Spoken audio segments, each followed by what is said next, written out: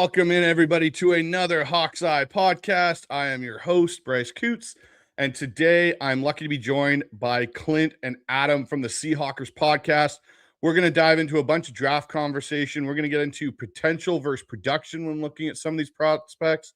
We're going to go through our no matter what guys that all of us want to have. If we can leave the draft with one of these players, it'll be absolutely fantastic. And we will do a mock draft with trades where I'll let Clint and Adam kind of lead the discussion on where we'll go in that direction. And then we will talk to you guys, the 12s.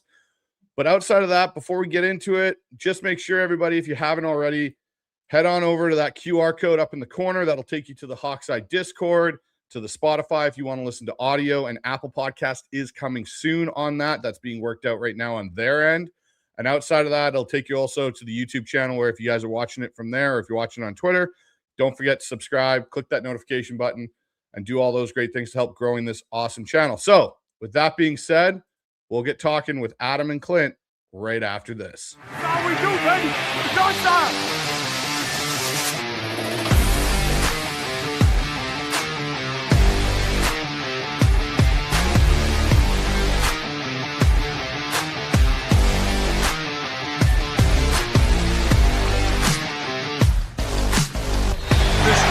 Seattle defense continues to have a night. Their sixth sack. First and 10 at the Seattle 44. Here comes the blitz. May. Kennedy tries to throw. Ball comes out. Going the other way. Turning up the field. Shannon through. And he scores. Touchdown. Play faking in. Sanders going to roll left. Looking. Turn throw. Back in the end zone. Is it caught? It's out. It is. Touchdown. Seahawks. We did not care.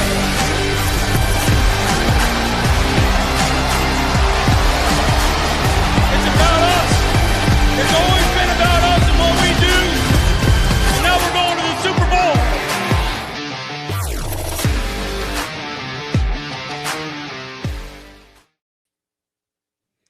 All right. Welcome in, Adam and Clint. How have you guys been? Haven't talked to you since we won the Super Bowl. How you guys doing? Oh, man, awesome. And just watching your intro and seeing all the highlights, it gets me all fired up once again for the upcoming season as we try to go back to back. And I know, Clinton, you're about as excited as I am for this upcoming year and what could potentially be a dynasty incoming. I think it's in play. I really do. It is in play because we're good. And because when you put that kind of defense out there, guys, good things happen. And the offense is by no means no slouch. And hey, we're going to be talking draft. If we could even improve some positions, Bryce, I mean, look, we ran the ball down the stretch like incredibly well. What if we could run the ball from like week 1 this year? Like that would be something, because that kind of run game with our defense. Yeah, man, we could be talking about some back-to-back stuff. And Bryce, that gives me all the fizz, man. Yeah, it's kind of interesting to look at how this version of the Seahawks potential dynasty, as Adam alluded to, could be built a little bit differently than it was attempted to be built in 2013 with the Legion of Boom. And I think that's really indicative of this offseason, right? Like, we haven't, outside of the JSN contract, there hasn't been a lot of massive spending. You remember after that Super Bowl, we had to start paying Sherm and Earl and KJ and Bobby and all these different players. We do have to still pay Devin Witherspoon, but there's a lot of guys, and Derek Hall, I should mention him as well, but there's a lot of guys that are still under contract, that are young, that are ascending. And the one thing I think John Schneider did so well this offseason, he replenished the cupboards of the special teams and the depth pieces. So you aren't having these massive gaps in your roster going into training camp where you're like, oh gosh, like there is such a drop off here. You look at the roster, it's a pretty well-constructed roster. If we're going out of 70, they basically are bringing back 61 of the 70-man roster that they touted last year.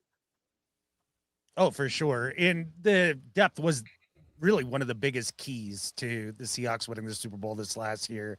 I mean, you think about Josh Jones coming in and filling in for a couple of weeks there at left tackle for Charles Cross, and what that meant for this team. And having that sort of depth is huge. And with a lot of the starters kind of in place, we're looking at guys that can maybe step up and take over roles maybe in a couple of years, or be those rotational guys. And that's going to be a little different focus than we've had the last couple of years, as we picked a little higher and it's going to be a lot of fun. I'm looking forward to what John does this offseason because honestly, in his tenure, but specifically in the last 3-4 years, I think he's earned all the trust in the world. So we're going to talk a lot of draft today, guys. And a lot of it for me, when it all comes down to it, is, whoever John says, and I'm good with it. Yes. I mean, sure. And he's earned every single right there. And there are still dudes and like patterns. He's nailed the last 3 or 4 years, but there was like a bit of a doldrums where it got a little tougher. And, hey, Bryce, the big thing is, man, you win the Super Bowl, you are picking 32nd. We gave up mid-round capital last year in a really good trade that obviously worked out. This is just this is going to be tough to navigate, and it does not seem to be the most deep draft. So you got a lot of things stacking up, but at the same time, dude, there's still like players that I think at 32 and 64 specifically that could either start or be incredible depth pieces this year for Seattle and really make a big difference. It's, people are really kind of going gaga that like that this particular draft class is just, it's too thin. And if you got a top 5 pick, it might not even be that great. But like, dude, like I trust John, and B, I see plenty of guys that I think if we're sitting back in that 32nd spot, that we have a chance to go get a starter still, guys. So kind of repeating myself, Bryce, I am excited, but I think you have to be a bit more nuanced with this particular draft class.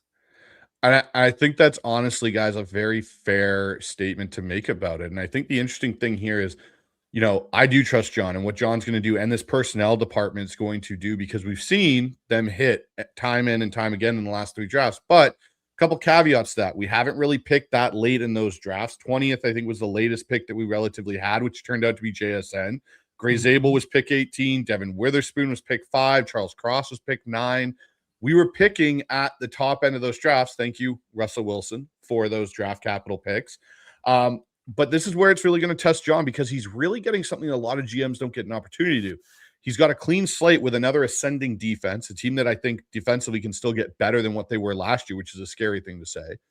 And you have the ability to kind of fix the mistakes you made last time, where you reached for players that maybe weren't necessarily guys we needed to go after, and LJ Collier and Jermaine Ifedi, guys that we reached for because there was a need that we had to press on. And I think the one thing you've seen from John, and he kind of mentioned it even in his show on 710, like, hey, or it wasn't 710, sorry, it was his Albert Breer article.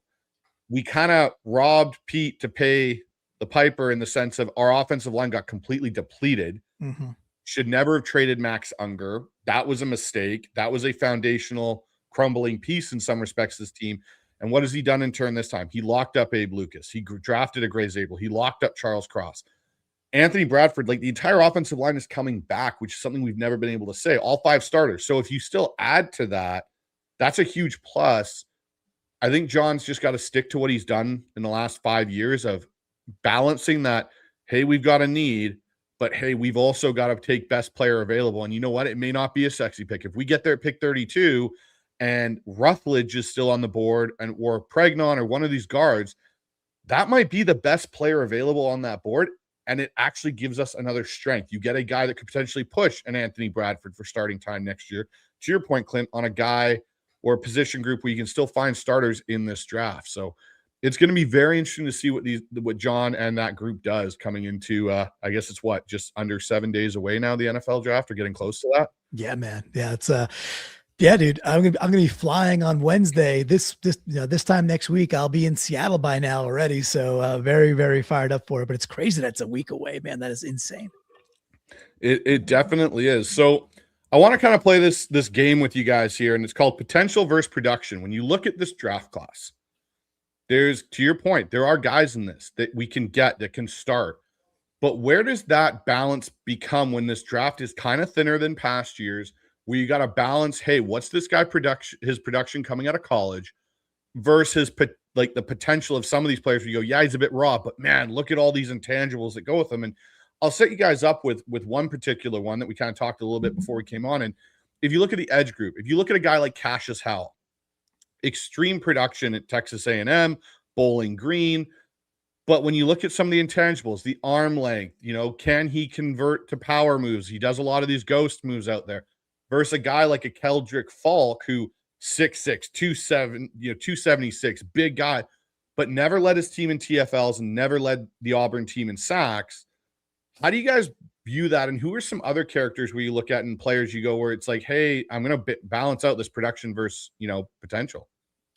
When it comes to production versus potential, for me, and it's always been this way, is the tape don't lie and the numbers don't lie. And I kind of sit in the camp of closer to like 65-35 production to potential. Of course, you have to have some potential. Of course, you have to have flash talent at some point. Of course, you have to test at least relatively well.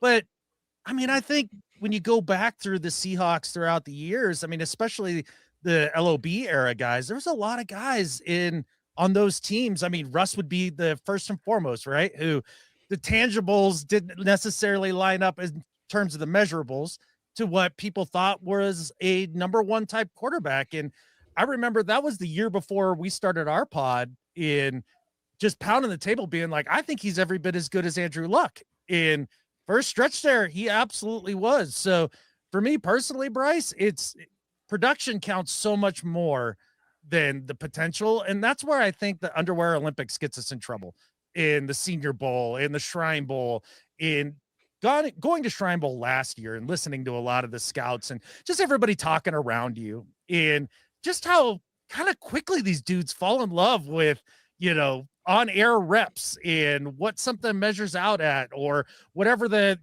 3-cone shuttle time was. And it's like, well, wait a second. Does he play with anger and aggression? If he's a linebacker, does he fill the gap and pull the pin and just explode plays? Like, that's what I'm more concerned about. And maybe that's why I'm not a GM. Maybe you need to look more at the potential, but that's where I land, Clinton. Yeah. So I think for me, I tend to dissect this a little bit more by position, and also just put into the factor that, like, hey, Seahawks and Mike McDonald, they have a type at certain areas too. So if we're looking at defensive, if we're looking at edge guys, like, look, man, like Derek Hall is another dude who had some, had some good numbers in college, but they weren't outstanding. But the prototypical body type and the strength and the bull rush and the arm length and the levers and and the big mitts, they were all there. And yes, he had 2 sacks last season, I think, but he had a very good year. And then of course, Super Bowl, he's dominating. You mentioned him earlier, Bryce. He'd be a perfect dude to extend now if the agent allowed it. Extend that dude now and get ahead of it like they did with Abe Lucas. So on the edge, and especially if you are picking 32nd and then 64th, et cetera, on the edge, I'm more willing to bet on traits, on positions like that, where it's like, well, dude, in the NFL, especially if you want to play, and edge is not just rushing the passer. DeMarcus Lawrence is maybe the best run stuffer in the NFL still at the edge. There's certain traits that really portend to being good at these things that McDonald really cares about. Flip it over to something like running back, and running back, I want to see special sauce on tape. A plotter like a Najee Harris. We're bringing Najee Harris in for a visit. It's like, why? We got 3 other dudes that I think are him and or better than Najee Harris right now on this roster. But we just let a dude walk out the building that has incredible, like, 1 of 5 traits in the NFL. So when we're looking at running back, do I see something on film that's like, hey, if you squint a little bit, that dude has some Ken Walker style traits to him that's production. That's like, you're showing me on tape you could do that. So I do fluctuate a bit there, Bryce, depending on position. It's really interesting because, like, another group that I'll look at is inside, guards and guys that are going to convert to guard at the NFL level. It's like, yeah, he's got all these great intangibles, but for me now, the one thing I've started is, what's his hand placement like? Is he a technician with his technique? Because guess what? Speed and size will eventually start to fail you as you get older and you are an older player, but your technique with your, ability to be a technician is what will save you in those moments where you're overpowered or you lack the speed to get out to, cut off that D tackle that decides to stunt or whatnot. And so I tend to do the same thing, Clinton. I tend to kind of balance between the two on, like, okay, what am I going for here? What's this position group? I think the one thing to, to kind of wrap this back to the edge position in particular, because we know if we look at this draft, a couple of the needs everyone talks about is corner, it's edge, and it's running back. Those are like our main needs of focus for the Seahawks draft. When I look at the edge, the one thing I think is interesting is we really haven't seen Mike Macdonald draft an edge. He's inherited Derek Hall from which was the Pete Carroll regime. Yes, they signed UDFA's Connor, O'Toole and Jared Ivey, who both really saw sparing reps throughout the season in a lot of ways. And then Tank and Boye and Chenna were all here already. So this is where it's kind of interesting. The real first defensive lineman we've seen, Mike draft was Byron Murphy, which again is an interesting kind of way to look at it, because the one thing I'll go back to with, edge this year is Mike has noted a couple times we need quick wins. Mm-hmm. And we've lost that a little bit with Boye. Who are some guys for you, potential versus production in this edge group, that you look at and go, yeah, I could take the production over the potential here, or vice versa? Well, let's dive in. Adam, you got any dudes that are tickling you, bud? I kind of dig Zion Young a little bit.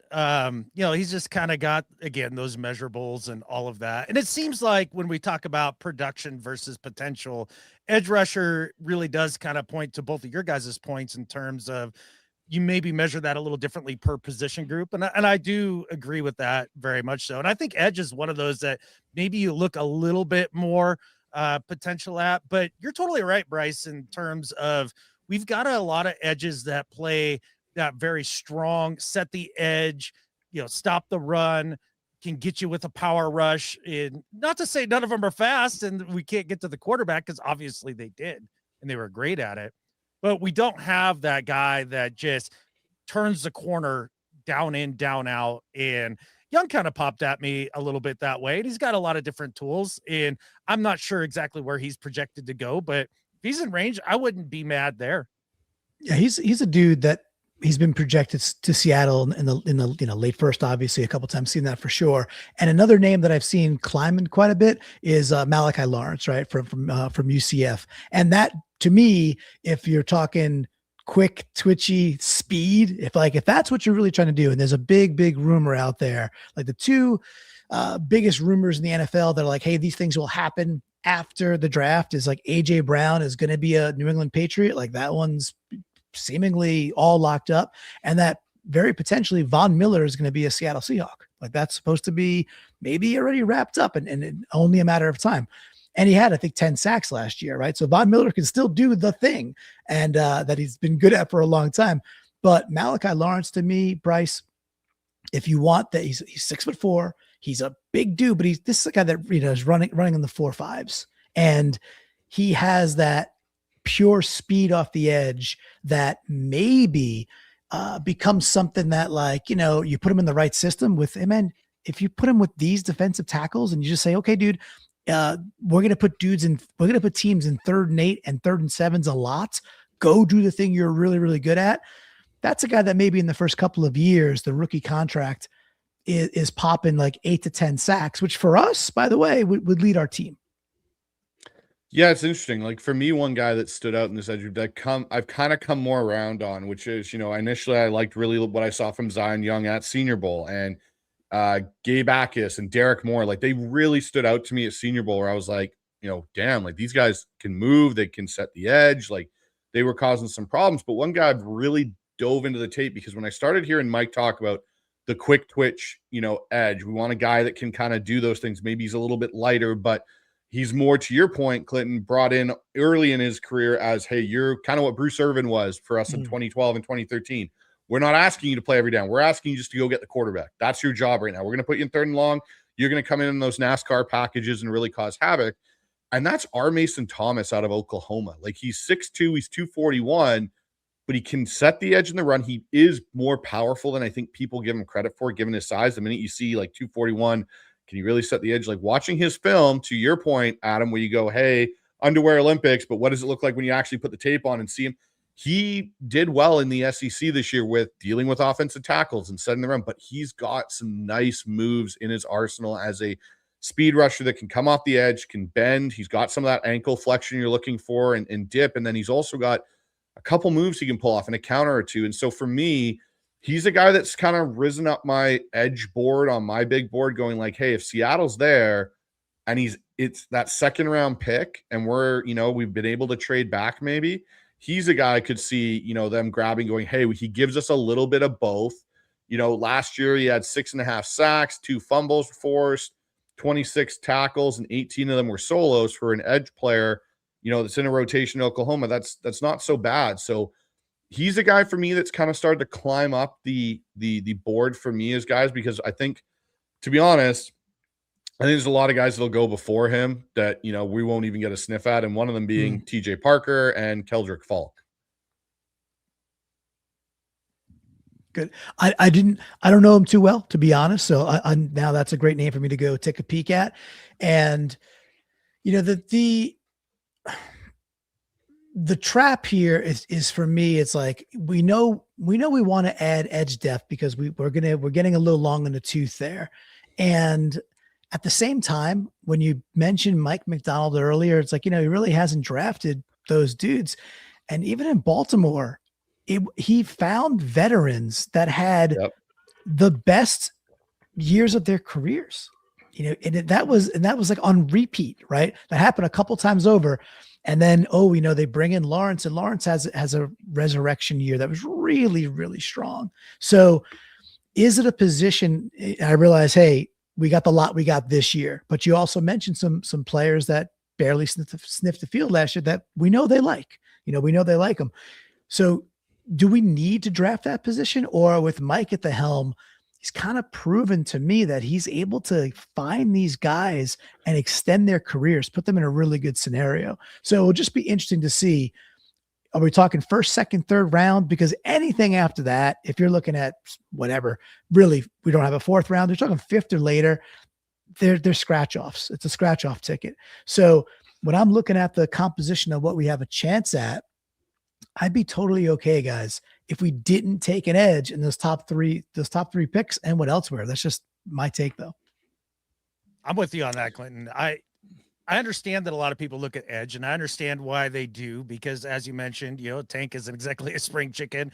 Nuosu, while maybe not as old as Tank, like, his body has gone through the ringer the last few years, and you're going to have to start to replenish that group. But for me personally, if you're going to spend in the trenches, I would much rather see them spend on the interior, because, Jaron Reed's not getting any younger, and Leo is not getting any younger. And if you really want to be able to stop the run and give Mike McDonald the foundation of his defense of being able to stop the run in nickel personnel, you need guys that can dominate like on the interior and really be able to stop teams before it gets going, and then allow your 2 outstanding nickel hybrids and Witherspoon and Eamon Wari to do their thing and clean up the things on the edge. So if they went edge, would I be upset about it? Not even a little bit. I understand the need of it, but in terms of the position groups we talk of as needs, that's one I actually personally put towards the bottom of that group of needs. It's interesting because there's one position group for me that's kind of stood out, and it actually goes right into our no matter what prospects part of the show. So this works as a great segue, but interior defensive line to me is actually, I think, a very sneaky need for this team. And the reason I say that is, to your point, Jaron Reed is not a spring chicken, Adam. He's definitely got, we don't know if this is his last year. And the other guy that's playing on the last year of his deal is Big Cat. And we don't know, does Big Cat only have one more year left? And all of a sudden, that interior of that defensive line that, if we look at last year, Byron Murphy and Big Cat, they wrecked more teams' game plans than our edges did. And that's not taking away from Derek Hall and Chenna and Tank, but teams had troubles dealing with those two on the interior of their offensive lines and going, how do we block both of them?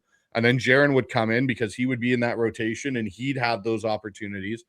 And all of a sudden, if Jaron and Big Cat are out of that group in 2027 because they decide to hang up the cleats, then all of a sudden it's Byron Murphy, Brandon Peely, and Riley Mills at this point. And that really gets thin really quick. And that's one thing for me, like, to the point you're bringing up about the edges going, okay, yeah, we get Derek Hall. Hopefully we get him. You still have Ivy and O'Toole as guys they potentially are looking at going, yeah, these guys can be more than what they were last year. I don't look at Brandon Peely and get all excited. And like Riley Mills, what he did in the Super Bowl was absolutely awesome, but it was one play at one particular moment in the Super Bowl. Now I'm hoping to see more of that this year, now that he'll have a full healthy offseason. But that's a pretty stark drop off when you all of a sudden Big Cat and Jaron Reed may not be in that conversation in 2027.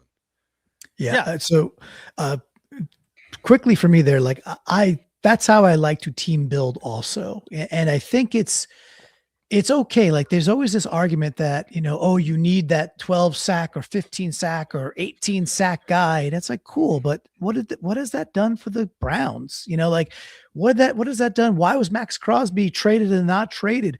You see these dudes all the time. TJ Watt's been a heck of a ball player. And yet the team did not get over the top with elite edge. And those are three of the best to ever do it. Meanwhile, if you're really good against the run, and Adam, you said it, dude, we have two weapons that basically other teams just don't have. When you could mix and match what you do with Spoon and Imanwari, and you could play so differently and be so assured that you're tackling, whether that's out wide or in the box, is just so damn good. And they're so aggressive with how they play. It just gives you something that other teams just don't have those pieces. So if we got to look at the entire board and say, look, re-sign Derek Hall now, lock that up because we are getting long in the tooth, but keep restocking the fridge that is defensive tackle. Guys, I could not be happier with go get the beefy boys up the middle. Because Bryce, you just painted the picture that if that was really what we had to look at, let's say two more years from now, it looks thin. And that's not where we want to be. And Adam, I think I might have cut you off a little bit. Oh, no, you went right where I wanted to go, Clinton. And you look back at the Super Bowl, and where did the majority of the pressure come? The majority of pressure came from up the middle. Even Spoon's blitzes were mostly in the B gap. So if you're going to have an advantage in this league, I think one of the places is on the defensive front in the interior, because look at the way offensive teams or NFL teams treat offensive linemen. They spend high draft capital on tackles, but when it comes to center and guards, a lot of them had the John Schneider attitude for years, where it's just like, oh, you get a guy and he plays there. You can get one of these beefy boys that can play up front and be a difference maker. That is such a huge advantage to collapse a pocket from the middle. And then you can have very good edge players, maybe not great, and you're still generating the type of pressure that you need to win a chip.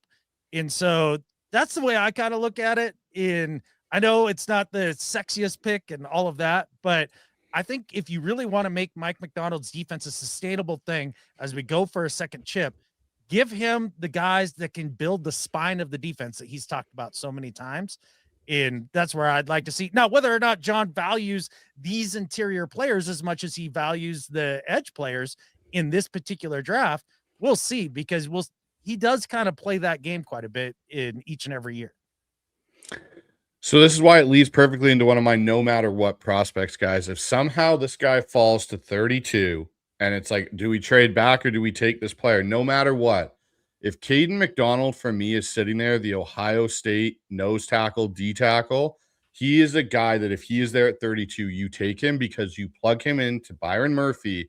And all of a sudden that potential drop off where you have a 3-man rotation of Riley Mills, if he hits, and you got Byron Murphy, and all of a sudden you had Caden McDonald, to your point, Adam, that spine in the middle of that defense is now going to be sustained for a little bit longer after incurring some losses with a Jaron Reed or a Leo, even to that point where you're going to have a guy that can wreck games, especially in the run game for teams.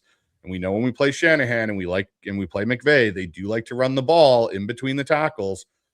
That can wreck games, and it frees up Byron Murphy not to have to play as much 1 or 0 tech even. Yeah, and that's one of the things that I look at, and you talk about no matter what prospects. In looking at the end of the first round, I've just had a hard time penciling guys in there and being like, I'm going to get excited about this guy, and no matter what, I want a guy there, because history shows us that when John's picking towards the end of the first round, he trades back. He's done it a ton. Now, after the last run that he had, does he change tack? Does he start picking instead of, trading back. So I don't look at a lot of the first round guys, but in that vein, in the defensive tackle group, one of the guys that I think you could probably pick up in the second or third is Lee Hunter out of Texas Tech.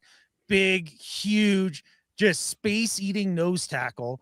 And to your point, Bryce, and I think this is the most important part as you move forward and you start looking a year or two down the line, this does allow Byron Murphy to go out and hunt a little bit more. And when you have a guy that can do what he does on the interior with his quick twitch and his strength and his low center of gravity, like get him more like playing a little more 3 technique or, just a couple of gaps over rather than having to be the space eater in the middle and doing the 1 knee technique, Clinton. That's how, when I start looking at this, as far as no matter what prospects, I'm looking at guys maybe in like the second or third round that maybe you could kind of steal. Those are obviously Kaden McDonald is kind of bustling up boards there. And there is some buzz about Seattle, if he falls, like, hey, yes, it's a position of strength, but why not add to that? Because it's defensive tackle, guys. So Bryce, I'm with you just in philosophy on that one. That's it's like, okay, well, there are other needs. We understand that, but like, that is such a solid player with McDonald that if you can do it, you just run the ticket up there and you punch you're getting a 5 years. That'd be a reason to stay in the first round. Right. And you still check the box on positional value, which people go gaga over, but it's a defensive tackle. You get the 5th-year option. He's coming from Ohio State, and you cannot have enough defensive tackles. Adam, you talk about this all the time, that people tend to think a little too long-term in the NFL. Contracts evaporate, injuries happen all the time, and in a 2 to 3 year span, a team's roster can be completely overturned now. And we see it just a couple of years ago when we go get a brand new coach, and then we're hosting Lombardi, and who do we play in the Super Bowl? A team that kicked out a coach after a legendary coach, turned the entire roster around, and they make a run, make it to the Super Bowl. So I think thinking anywhere beyond that 2 to 3 year span is just too much in modern football now. So I don't have another dude who's a defensive tackle for me as a no matter what guy, but I like the philosophy. I like those guys, Bryce. So I'll give you one from the cornerback room, and this might shock a lot of people because I've talked a lot about Avian Terrell, but I'm looking throughout the draft board. I'm not looking just in the first round. A guy that I go, no matter what, try and leave this draft with him. And that's a guy that I kind of was paying attention to a little bit, throughout the draft process. He comes from a smaller school, but I think a guy that you bring into this cornerback room and he immediately is, to me, he kind of just screams Seahawk, and that's Charles Demings. And he comes from an FCS school. So I've got a 4th round grade on him. He, to me, is the type of guy you bring in here, the character behind the kid and everything. He's just that kind of lunch pail, come in, work, grind it out, smart football player. He's a guy that I go, hey, if we're in the 4th or we're in the 5th round, he's hanging around on that draft board.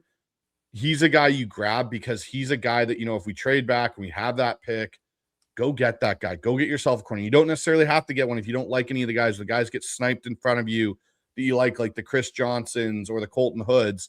He's a guy I look at going, he's a guy I'm okay saying, you know what, no matter what, leave the draft with Charles Demings and you're going to be in a better spot.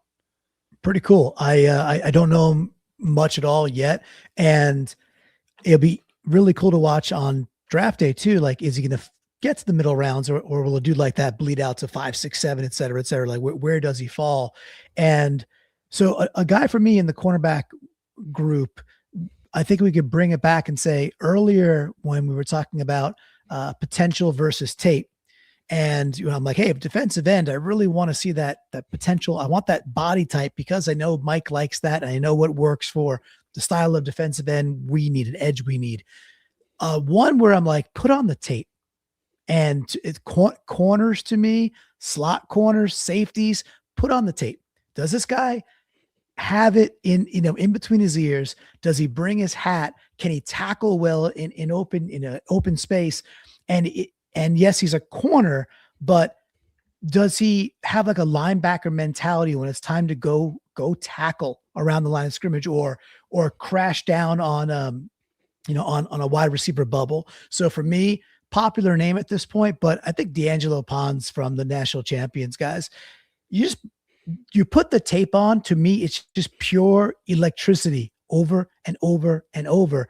And if I look at the cornerback room and you start to say, okay, if we sustain an injury or two, and now, Nehemiah Pritchard, who played better this year, but still it's like, am I confident Nehemiah Pritchard can go out there and do that for, I don't know, a 12-game stretch? I'm not at this point. Maybe he does it and he's surprised to the upside. But for me, guys, he's like a no-brainer. Like, this guy can play football. Sure, he's 5'8", right? What do they have? If they have him as 5'9". This guy can play football, and it's going to translate to the NFL. Adam, I'm not sure if you have any chance to look at Pons yet from Indiana. Feisty dude, and you got to love that. And if you're going to be in the DB room for the Seattle Seahawks, you better have some swag. You better have a little juice to you, because that entire group plays that way. Now, when it comes to corners, like, we could go down. I've seen so many different names mocked to the Seahawks, whether it's Hood or Cisse or Pons or, Terrell, on and on and on. We could go that way, but also too, John Schneider has done an excellent job of finding guys out of nowhere who have become quality starters. Josh Jobe, anybody? We watched Kendricks come in and play good ball at the corner position last year for a spell there as well. So if they don't come out of this draft with another corner, I'm not shaking in my boots about it, partly because of John's ability to go out and find guys. And also too, I've never been the biggest Reek Woolen guy.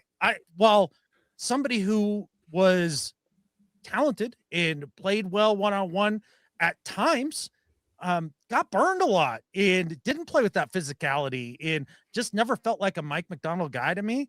So I feel like finding somebody to fill his shoes, while traditionally speaking isn't the easiest thing to do when you think about, premium positions, I feel like he's a guy that you can replace taking somebody else's cast off. And when you have guys that you bring in that way, you've got to help them out. And that's what Mike did with this entire DB group this entire year, by having his defense be so great at getting to the quarterback and creating pressure and making it all work hand in glove. So you could name me any of these corners, to be honest. And there's a lot of dudes in this class. It's super deep at corner, supposedly. Yeah. I would have to trust John's vision in terms of how this guy fits in the room, because you're going to have a certain kind of mentality to play on the outside for Mike McDonald's defense. No, and I think those are, Pons is an interesting guy for sure to discuss, because I think he could also potentially move to safety if you needed to, kind of do that Kobe Bryant changeover. So speaking of safeties or hybrid players, a guy for me that I've fallen in love with, he's from South Carolina, and he's a guy that, played with Nick Ebenwari there, a guy that I think if we ever were to lose Nick for a game or two again, is a guy that could fill into that role a little bit and you wouldn't lose too much. But a guy I think you draft, and he could potentially come in and compete with Tyakata to start opposite Julian Love, and that's Jalen Kilgore. That dude, to me, like, since this draft process, he's been a guy that I have fallen in love with. The problem is every time I do a mock draft, I always miss out on getting him because he keeps shooting up the damn board all the time in all these mock simulators. But he's a guy I think that really to, again, be versatile, be that hybrid type of player that Mike likes to have in the back end, where it's like, hey, we don't really have a free and a strong safety. You kind of do both. We don't really have set corners. You got outside when we had Reek, but hey, Spoon, Job, you guys got to be able to be guys that can slide in potentially and fill into that nickel role. Jalen Kilgore is a guy for me that I go, no matter what, if you can somehow leave this draft with him, you leave this draft with Jalen Kilgore. Yeah, Bryce, for me, love the name of the guy and the philosophical fit for what McDonald wants to go do. Before I hopped on here, Brandon and I were on with Earl Thomas, and we asked him, and it was Adam's question, and that'll air tomorrow on the Seahawkers podcast. But Adam, you put the question in to ask about, like, hey, is the NFL evolving in the sense that the free and the strong really just trade off a lot nowadays? And, and he had a particular interesting answer about that as well, about, like, not wanting to put dudes in boxes, that these guys are athletes and they can absolutely, and they actually desire that chance to flex. And Bryce, as you said, dude, like that is what Mike McDonald overvalues that. And I don't mean he overpays for that. I mean, in his like scales of justice, if you will, if you give him that type of versatility on defense, he froths at the mouth with the opportunity to do different things with those guys. So I'm into it, man. I love that pick. And I think, and knowing that he played with Imanwari too, you got the inside scoop on how the dude is mentally and what he might bring to the locker room, which we also know is a big deal to McDonald. So full in on that, dude. Yeah, watching a little bit of Imanwari stuff last year and going through safeties a little bit this year, Kilgore really does jump off the screen at you, and I think he would be a fantastic fit. Another guy that I kind of looked at here was McNeil Warren out of Toledo.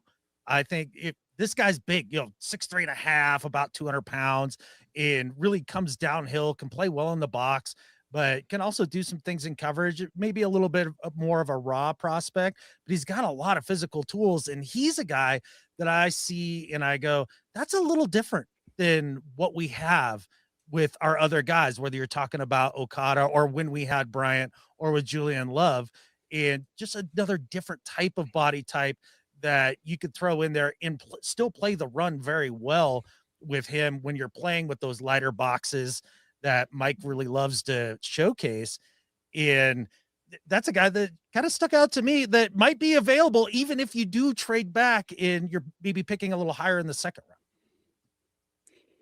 Yeah. And I think that's the kind of interesting thing when it comes to Mike's defense now and how different it and how departed it is from what we used to get with the LOB, where it's like, hey, you're the outside left corner. Right. This is your job. It's now like, hey, cool. You got to be able to move around and blitz and fill in the box as a linebacker if you need to. Like, you listen to how he talked about Nick, this year with Imanwari, and goes, we're really a 4-2-5, but we're actually more a 4-3 because Nick's really a Sam linebacker. And it's like, oh, okay. So he's not really a nickel, but he is a nickel, but he's also your Sam linebacker. And you basically can mess with teams and line up in a traditional 4-3 and just say, hey, Nick, you're playing strong side linebacker for us now. Yeah, I mean, it essentially was a 4-3 for many intents and purposes. And McDonald also was asked about, like, hey, if Imanwari had to play boundary or are there any thoughts of it? He's like, oh, yeah, we thought about it. He's like, he could play boundary. So, again, it's just that give Mike those types of dudes and he will figure that out. So, and that's the exciting part about the NFL is trending more that way too. And I think we're in a sweet spot because we're like we're the leaders, like we're in the pole position in terms of how to deploy that kind of stuff. Like Mike McDonald is leading the way and others are trying to trail us now, much like others chased Pete for a bit with what he was doing.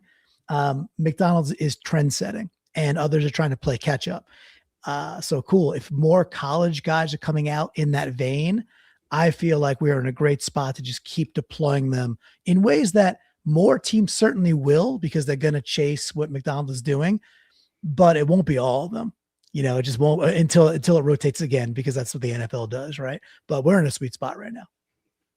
So I'll give you guys one edge that isn't in my opinion, a top 2 round edge. He's a guy you can get third or later that I think gives you the versatility, but also gives you the ceiling. Like, he can come in and be rotational year 1 and year 2, but then his ceiling, because of his athleticism and those type of things and his flexibility in the defense, could really make him a scary addition to Mike's defense. And that's Jaswin Barham, the D-end / linebacker from Michigan. Mm-hmm. Started as an off-ball linebacker, moved to edge. He's got the bend you want. He's got the size you want. He can do all those things, but he also is comfortable dropping into space. And again, we saw Mike do that at a few different points this year where they do their simulated pressure, and all of a sudden Derek Hall or Tank would drop off into a, hook to flat area.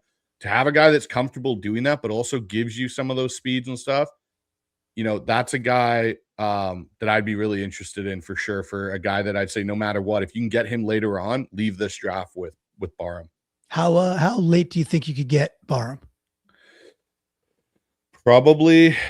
It's weird because some people have him up in the second round and say, hey, he might go in the second round. I've got a 3rd round grade on him where I'm like, I don't put him in that same group as R. Mason Thomas and Derek Moore and and Gabe Akis, but I put him in that next group where it's like, when I get to the third round of an edge class, sometimes I'm looking, to your point, more on the potential and the intangibles than necessarily the production. And I look at, I've got in my board, I've got Danny Dennis Sutton from Penn State in there with them. I got Romello Height, Kayron Crawford, Falk's running mate at Auburn. Those are kind of my lumped in there third round graded guys, and Barham's one of them. So I think you could get him in that third round potentially, unless a team falls in love with him and goes, yeah, we're going to take the risk in the late second round and grab him. Cool. Thank you. I just wanted to kind of place it because our draft capital it's at a premium this year with the amount of picks. And that's probably why we expect McDonald to go do a little dancing. And, I don't want to say more likely than not trade out of the first round, but certainly a very legit possibility. It would be cool because then we could pick up, the propensity for picking up players like that is going to increase. Obviously, we get one or two more Plinko chips after day one. So, well, cool. Hey, I got a guy. Okay. And I want to flip it to running back, right? Because talked about it earlier. I got two dudes at running back that I think, Adam, this will be no shock to you because we've discussed this already, but for Bryce's audience, would love to discuss like the type of running back that folks want. Actually, I got three dudes to me that I'd be very, very happy with if Seattle got any of these guys. And the way we looked at it when we did a show recently was we've got Halani. We bring in Emmanuel Wilson, which looks like a perfectly cromulent carbon copy of Charbonnet to me. I think he does all the Charbonnet things really, really well while Charbonnet's healing up. Halani might have a little bit more special sauce to him, and Charbonnet's obviously a good NFL running back.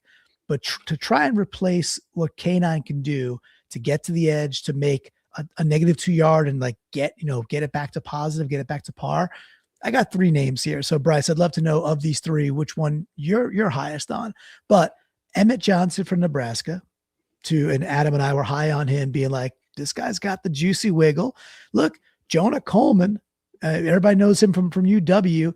The 2025 tape is good. The 2024 tape is outstanding. And then Wake Forest, Damon Claiborne. Like, again, it's like special traits that show up on film. You're like, ooh, that looks different. Any of those three in my book have a potential to be really something special. Bryce, I wonder if you have a way you'd rank those guys. So it's really funny. I love Jonah Coleman. I've loved him since he showed up at UW in 2024. I've watched him enough times live, and Amy Holmes, who is the moderator of my chat over here, I know she does some work for you guys as well. I texted her last year and I said, man, if K9 walks, I want Jonah Coleman. Like, he to me would be, because he's a little bit, what I kept saying with Seattle's run game, and don't get me wrong, I love what Kenneth Walker did, but I kind of hated how we had to do this complete timeshare where it was like, if we wanted more power, we went to Charbonnet. If we wanted more speed, we went to K9, and you really had to flip the backs out. I said, you know what? I'd sacrifice a little bit of K9 speed for a little bit more power. And then I watched Jonah Coleman in 2024, and I was like, that's the guy.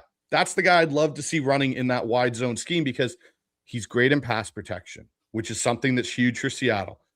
But to your point, Clinton, he's a guy where when you watched him at Washington, there was a stat that I pulled up today, and let me bring this up because I think this is a really interesting set of numbers around Jonah Coleman. And the other guy you mentioned too, in Emmett Johnson from Nebraska, I do like him as well. He's another guy that I'm like, hey, you know what? Like, I've heard all the Price talk, and everyone loves Jadarian Price, and it's him and Jeremiah Love. Well, on my board, Jonah Coleman's ranked in the second round as well. Mm-hmm. Emmett Johnson's a third round. I have Mike Washington as a third round graded running back because I haven't been able to fall in love with Mike Washington like some. I get the intangible and the speed, but there's the way he runs to me is like watching DeMarco Murray and Darren McFadden. It's that Arkansas, very upright. And I'm like, and we're adding fumbles to it, which some people say, oh, you can just get over that. Well, yeah and no. Like, that's just something that you have. Like, yes, Chris Carson, but he did have fumble points in the NFL. When I look at Jonah Coleman and I look at some of these other backs, I'm like, yeah. And, Damon Claiborne, the only thing with me is off the field concerns, where I kind of go and I'm like,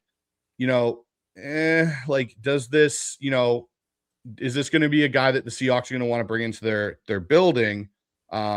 But when you talk about Johnson and Coleman, I'm like, yeah, no, these are guys. So here's the thing I'm gonna bring up right now on Jonah Coleman. So Jonah Coleman in this draft class, first down or TD on 35% of his runs, first in the class. 71% of his rush yards came after contact, first in the class. 12.4 yards after catch, first in this running back class. When hit at or behind the line of scrimmage, number 1 in yards per carry in the class and number 1 at first down rate in the class. 639 career touches, just 1 fumble, 123 career targets, just 1 drop, and the 4th best pass blocking grade in the class. It's impressive stuff. And when you look at Coleman, the number 1 stat that jumped out there of everything you rattled off there, Bryce, which was all cool stuff, was hit at the line of scrimmage or behind and being first there. Because one of the things we talked a lot about our show early in the season was, hey, if we want this running game to start to click, it really needs to take those 1 or 2 yard losses and turn them into at least, a 0 yard gain to a 2 yard gain. And when you have a guy that can make up for maybe a poor technique whiff by, say, a right guard, just randomly, if I'm picking a guy that might do that, it's nice to have a back that can make that guy right.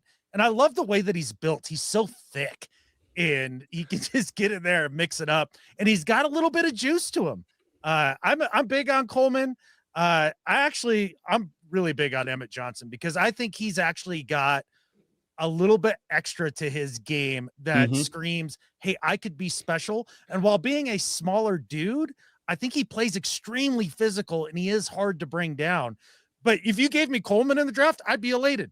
You get me Emmett Johnson, he would be one that I look at and I'd say, that's a no matter what prospect to me, because we got to have a running back that can get in there and split the carries with Sharp, because it's been proven now over the last few years in the NFL. You cannot just have bell cow back.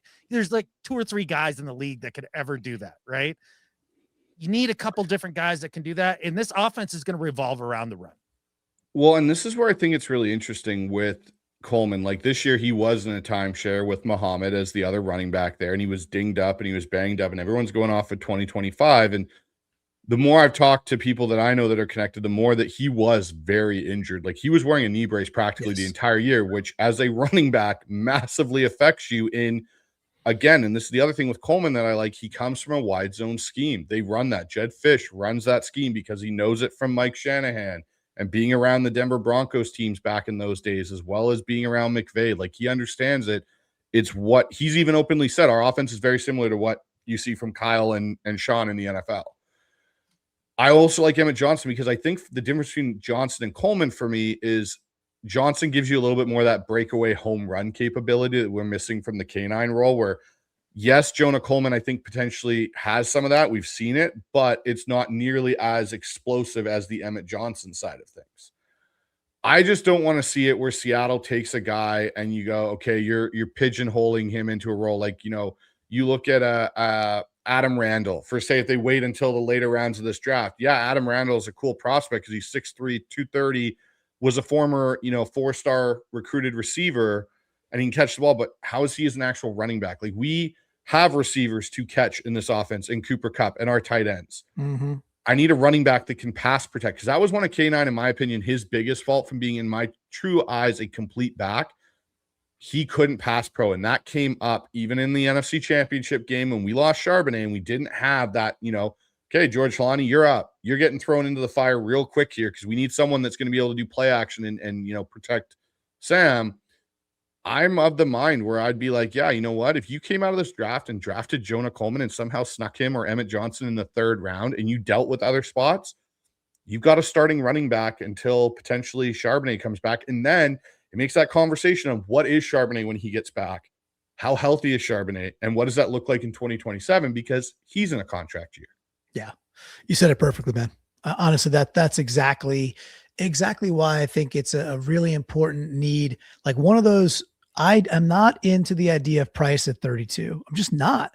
I'm way more into the idea of Coleman, late second, obviously we're picking 64 currently, but we'll see where we go. Or if they if they, if they move a little bit and like either Coleman slips into the third, maybe, or you're moving up to go get Johnson in the earlier third, totally comfortable pocket for me with specifically those two running backs. And you framed it beautifully because we don't know what Sharp is going to be when he comes back. It's not, yes, most modern athletes heal very well nowadays, but not all of them. That's just not how it goes. It's never 100%. And then again, they still usually take a full year to kind of, there's like Adrian Peterson and then everybody else. Yeah, pretty much. And Adrian Peterson was a freak. We all know that. And the thing for, I think the big thing when you look at, how Charbonnet got injured in that game, it was he spun funny, planted, and it let go. Well, it's for him, it's okay. Charbonnet wasn't a big, hey, I got speed to beat you to the outside. He was get my foot in the ground and go. You got to trust that again. And the one thing I'll say about the Shanahan scheme that I think Brian Fleury is going to bring to our run game, which is a little bit more interesting, is some of the counters and some of the inside zone off the wide zone where you really got to stick your foot in the ground and get, north-south. It's trusting that. And it's being, able to be like, yeah, you know what? This isn't going to be an issue. This isn't going to be something where I'm going to be thinking about it every time. And that's why, I could see it where they do extend Charbonnet on a 1-year prove-it deal. Hey, you finished out half of the season because I don't expect him to be back till October. I think with the amount of running backs they have in this room, take your time, Zach. Age like fine wine, like a Charbonnet, like a Cabernet, and, come back when you're really fully healthy and then add that to that back stretch of the season with, potentially a Emmett Johnson, Jonah Coleman, Emmanuel Wilson, Kenny McIntosh. Like that's the other guy that I think gets forgotten a little bit when we talk about the running back room is Kenny McIntosh was having a pretty good training camp and has a non-contact knee injury. He's a guy that I think fits this scheme. And it's like, okay, what does he look like coming back off of a full year recovering from an ACL injury? Yeah, it's nice insurance to know that he's coming back, and we'll see what happens with him. I think he injured the knee at the practice game, right? That was 2 years ago? Rookie year. Years ago, yeah. His rookie year, he sprained his knee so bad that he basically missed the whole season. Yeah. Yep. Then he had the year where Grubb refused to basically use him until K9 got injured, and then it was like, oh, look. And he was Kenny good. McIntosh and Zach Charbonnet worked together as a tandem, and he had the good runs over the Chicago Bears defenders and stuff. And it was like, oh, look, like Kenny can go. And then he was fielding a punt last year in training camp, non-contact, planted, and the knee went. Yeah. Nice insurance policy to have, tough to rely on because health is a part of talent. And unfortunately, Kenny McIntosh hasn't had that aspect of his game pull through to this point. At this point, I look at him a little bit more like a Pro-Size type where I was like, dang, uber talented when you get out there, but just can't stay on the field. I really do think that they need to pick up at least one more back for all the reasons you guys just went through in terms of guys coming off ACLs and this offense being rooted in running the football, which it ought to be because that's the way the league is going. And especially, Bryce, to your point, having guys that can get up inside on those one-cut inside zone things, because that is where the league is trending to. Look at how Sean McVay has really gone that way over the last year or two. Yeah, and one thing I want to say too about Emmett Johnson in particular, Bryce, when you talk about how our run game will continue to evolve and become a bit more like the 49ers run game, and that I think that's a healthy thing. Of all the backs, the shifty ability to get lateral and then get back up to speed, man, I thought Emmett Johnson was like, I thought he was better than Price. I thought, better than the Penn State guys. To go down the list, besides Love, I thought Emmett Johnson was like best suited for that exact type of run scheme. And I think Jonah Coleman could do a really nice job too. 2024, Jonah with healthy knees showed that as well. But man, that one cut and go back against the grain, dude, I think Emmett Johnson all day with that, Bryce. Oh, I agree. If they walk out of here with Emmett Johnson or Jonah Coleman, I'm going to be a very happy Seahawks fan. And the one thing I'll say, Jonah Coleman, to Adam's point, when he says just the way he's built, there's 3 running backs for me that come to mind when I think of Jonah Coleman. One, to throw it way back, Travis Henry, when he played in Buffalo. Oh, yeah. Michael Turner. He's not as fast as Turner, but that bowling ball kind of mentality of like, yeah, you're just going to run in and bounce off because he's going to get lower than you. Like the amount of, and that's the thing I think for me where I really liked Jonah Coleman's game is even when he's going out of bounds or running out of space, he is lowering his shoulder and he is taking somebody with him. Yep.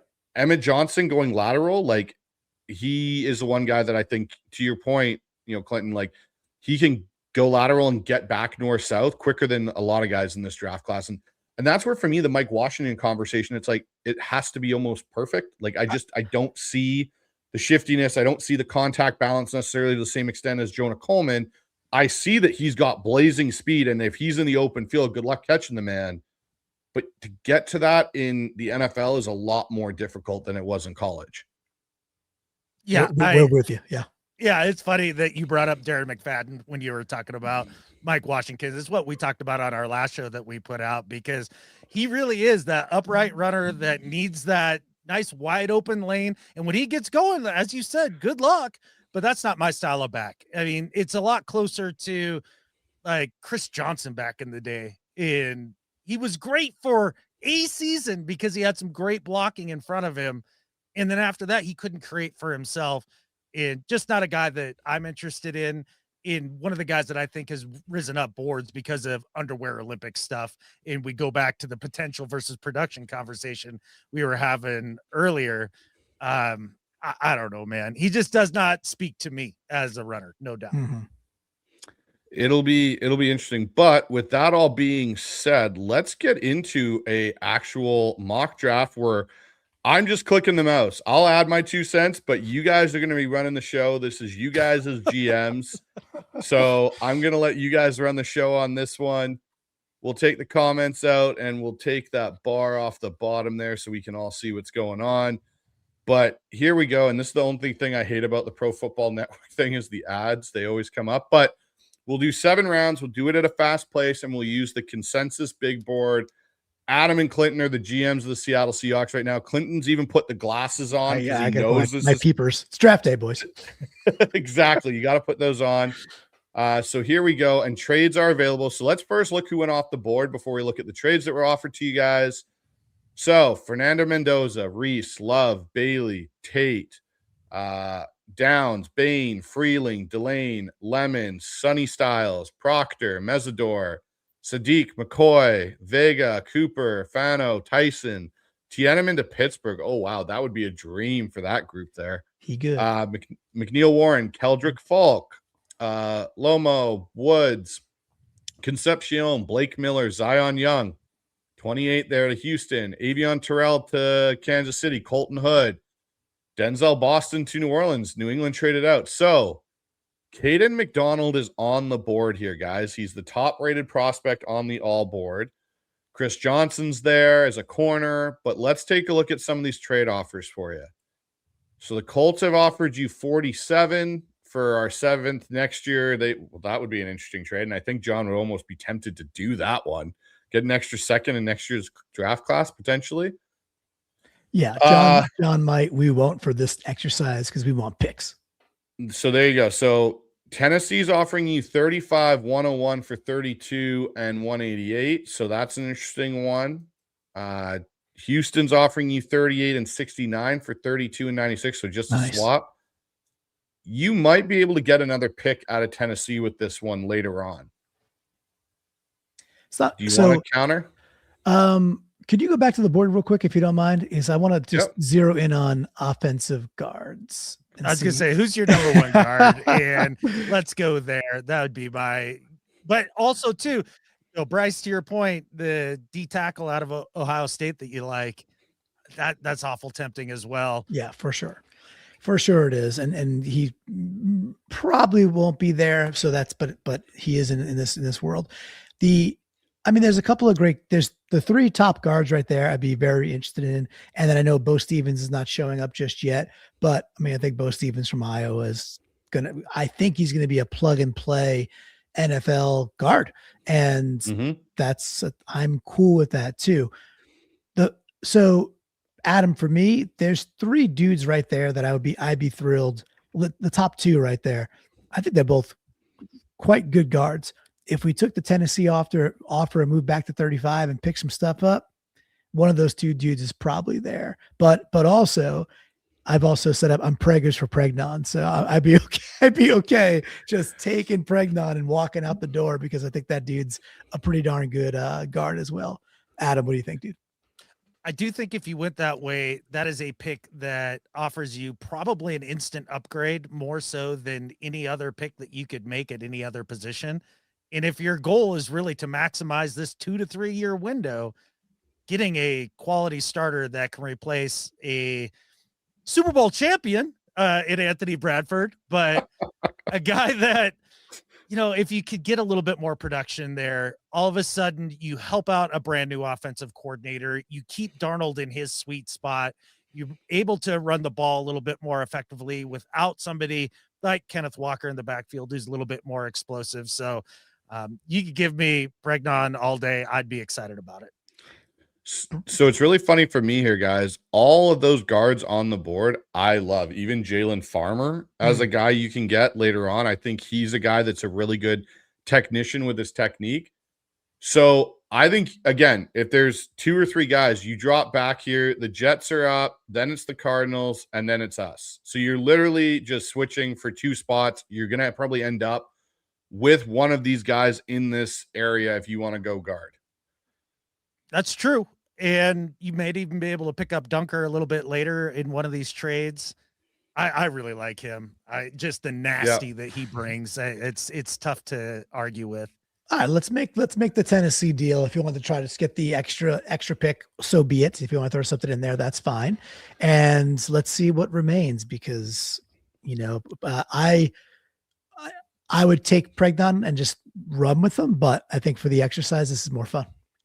So if we give a 4th next year, which again, we have those, we can get their 142. So we're adding 101. So that gives us another and 142 in between that 96 and 188, which you kind of lost in that Shaheed deal. So let's see if they go for it. I may have to sweeten it, but it's pretty close. And they rejected that. Well, let's see if we can get them with it. I think there's another way we can do it. Actually, I do know another trade that does work that I think, again, but it goes a little farther down, but we'll try this another way. So we'll take out the 188. We'll give up a 3rd, which is fine, and we'll get 142 in this. And we might be able to get, ooh, that's close. I'm trying to be a little cheekier, but let's see. Okay, so that's relatively close. They take that trade. Okay, good. So we gave up a 3rd. I'm not crying about that for next year. We'll look at these in a second. So CJ Allen.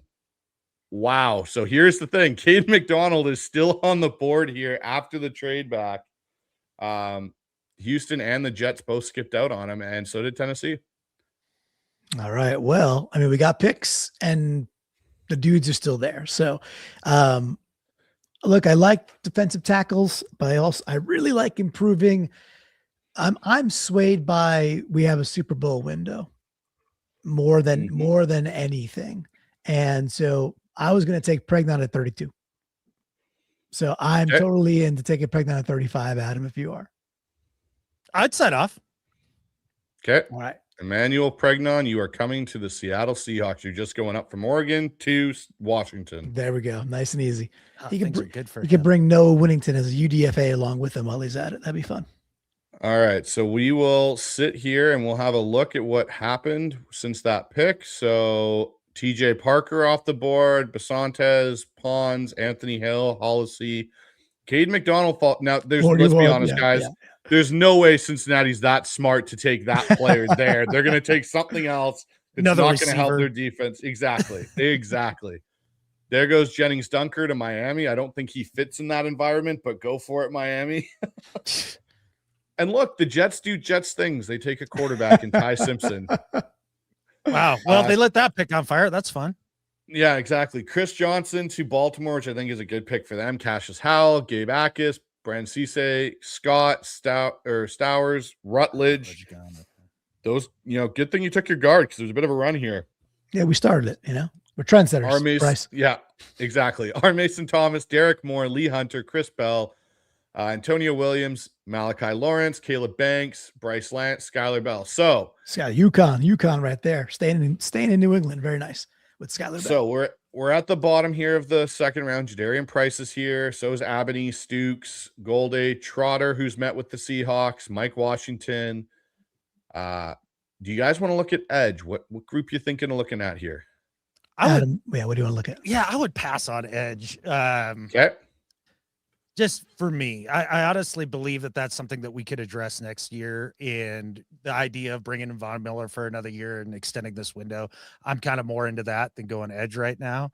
So it sounds like we have every back available except for Love. Is that right? Love, correct. So plenty of options there. We do have some trade offers, so I'll Yeah. throw these in your guys' way. So pick 64 to pick 84, pick up our, like, basically get back the third we gave away, and that's the only offer on the board is from Green Bay. So I don't know if you guys want to move 20 spots down. No, not for a fictional 2027. I mean, it's nice, but I mean, maybe in real life, but I don't really want to get a 2027 that I can't pick. Let's take a look at corners. Yeah, let's look at corners. That's an area that I'm. So Abney's there, which I think he's an interesting. Stukes has that versatility, 5 defensive coordinators in 5 years at Arizona and plays kind of safety and corner. I like Malik Muhammad. I like Chandler Rivers. Dalen Everett's another guy. Devin Moore, Julian Neal, Charles Demings. Like, I like all of these corners here. It's just whether or not there's going to be a bit of a run here. Linebacker wise, Kyle Lewis is an interesting player to me. So is Harold Perkins. I actually really fallen in love with Harold Perkins, which you can get later on. So What are you guys thinking here? I'm thinking that we could probably try to target your corner Dennings maybe a little bit later in the draft. And we've had great success getting guys later in the draft at the corner position. You know, one guy I'd like to talk about a little bit, and I'm not sure I'm sold on this, but I don't know how you guys feel about Chris Brazzell, but the wide receiver out of Tennessee, because watching their quarterback this year, as I went through and was doing quarterback film, this guy makes plays like all the time. He's torching dudes all the time. He's huge, 6'4", 198. He flew at the combine, and he is a little bit different type of receiver than we have for all the rest of our receivers. And this is the last year of Cup, probably, right? And you know, how much do you believe in Torrey Horton staying healthy? Hasn't necessarily been his MO. I love Torrey Horton. I mean, does wide receiver move the needle for you guys at all at this point?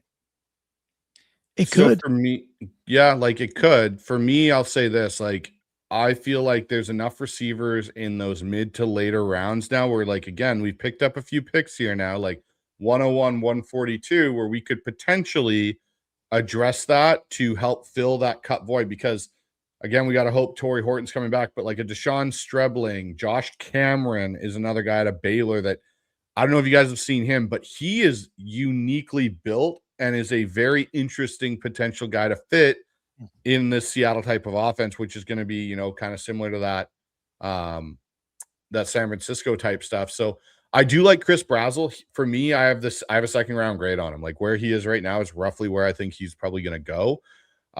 So again, it's interesting where you guys want to kind of take this. With that being said, like, we can look at edge. I know you guys, but this is what's left in your edge group right now.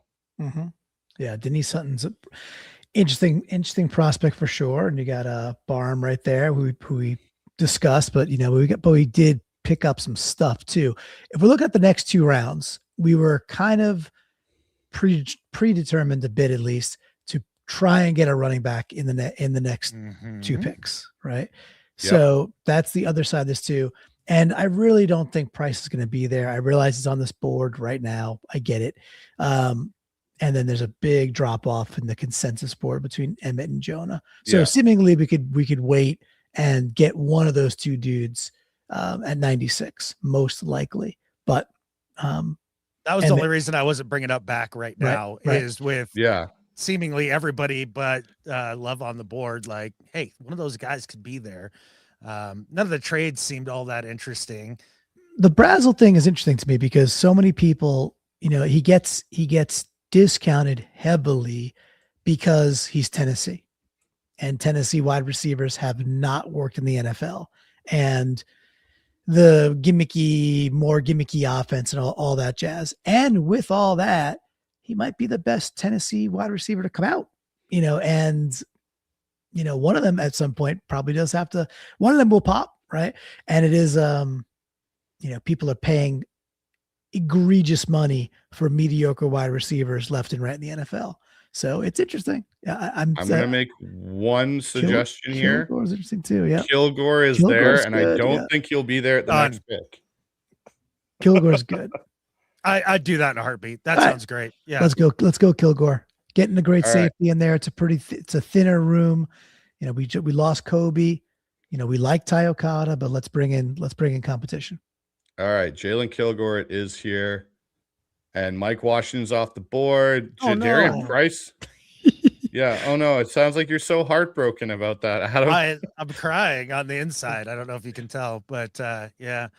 So there you go. Ted Hurst, kind of a bit of a receiver run, and then there goes.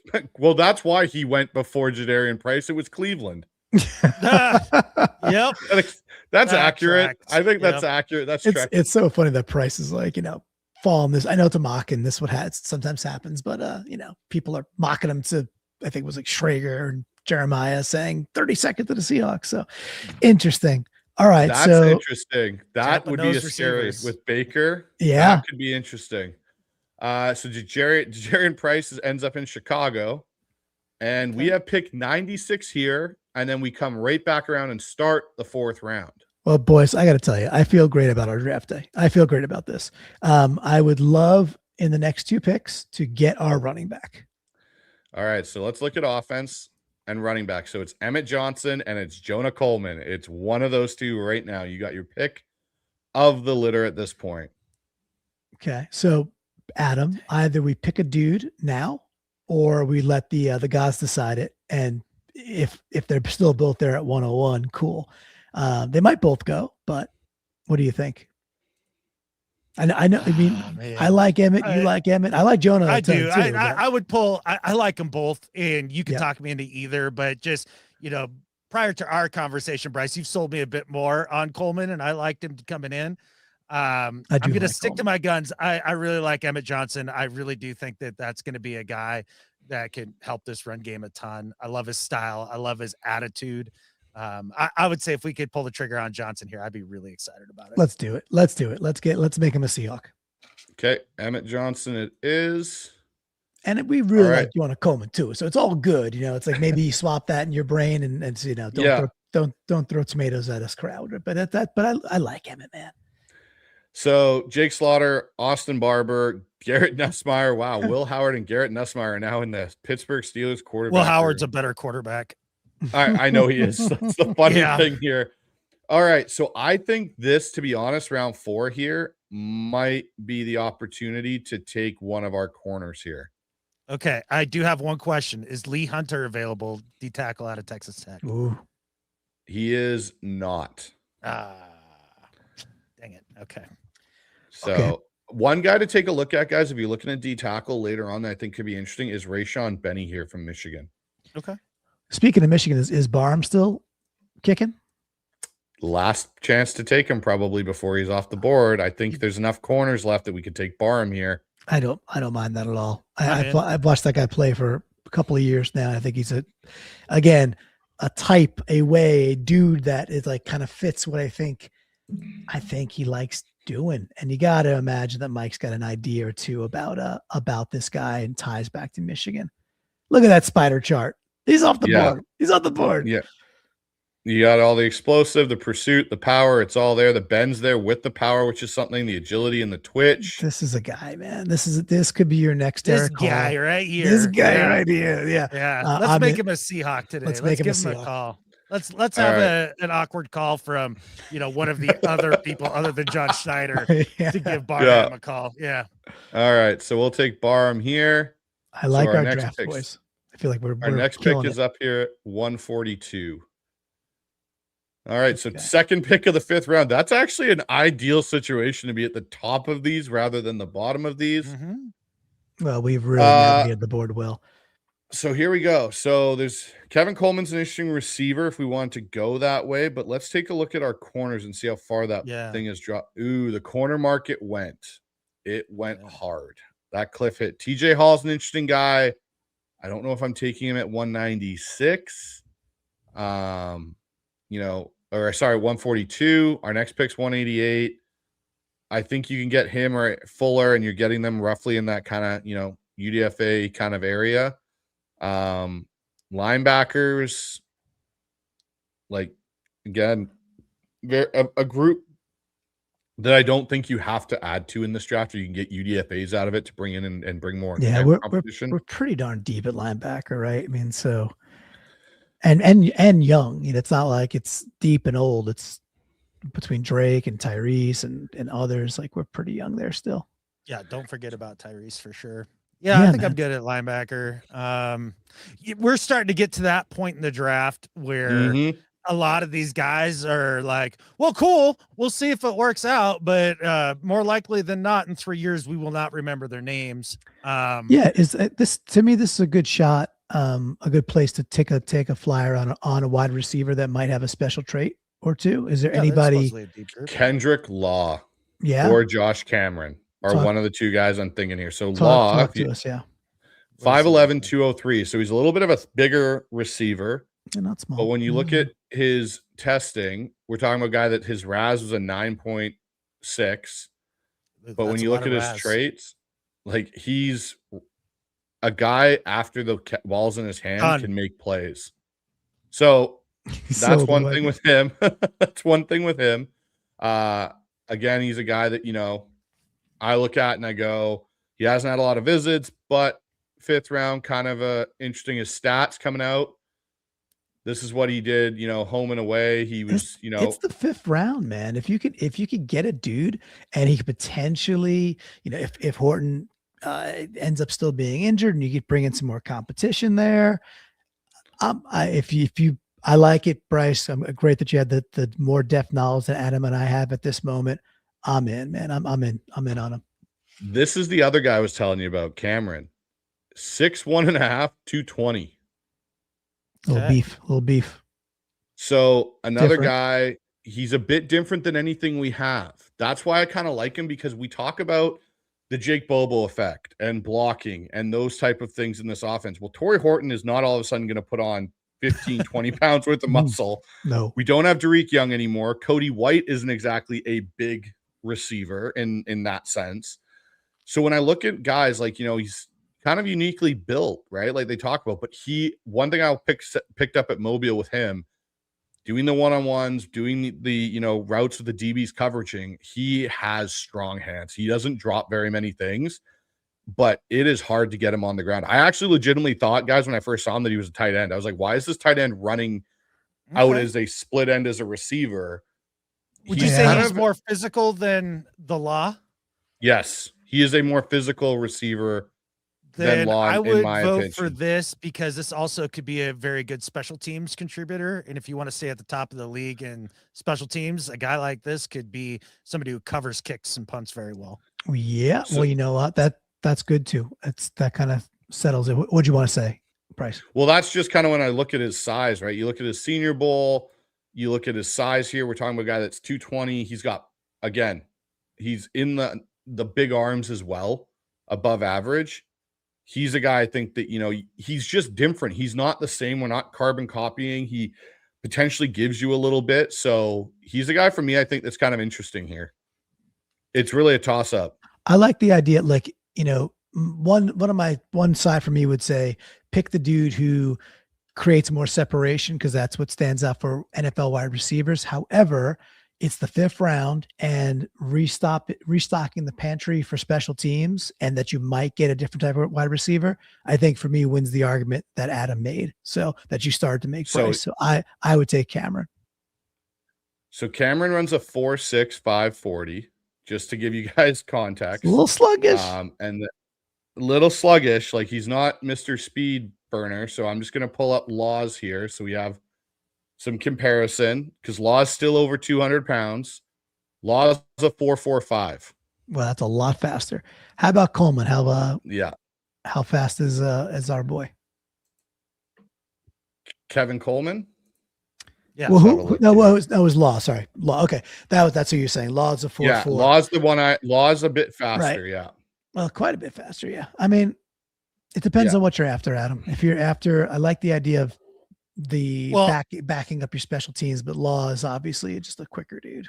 I'm going to be honest. I haven't watched a snap of either of these two guys. I mean, Kentucky and Baylor football aren't exactly things that get me excited in the morning. So I would say, Bryce, I like the idea of Cameron and just the bigger body guy type of receiver, somebody who could come in and do the blocking dirty work alongside Bobo and be a special teams contributor. Okay, Josh Cameron it is, and I actually have a 5th round grade on him, so this is perfect. There we go.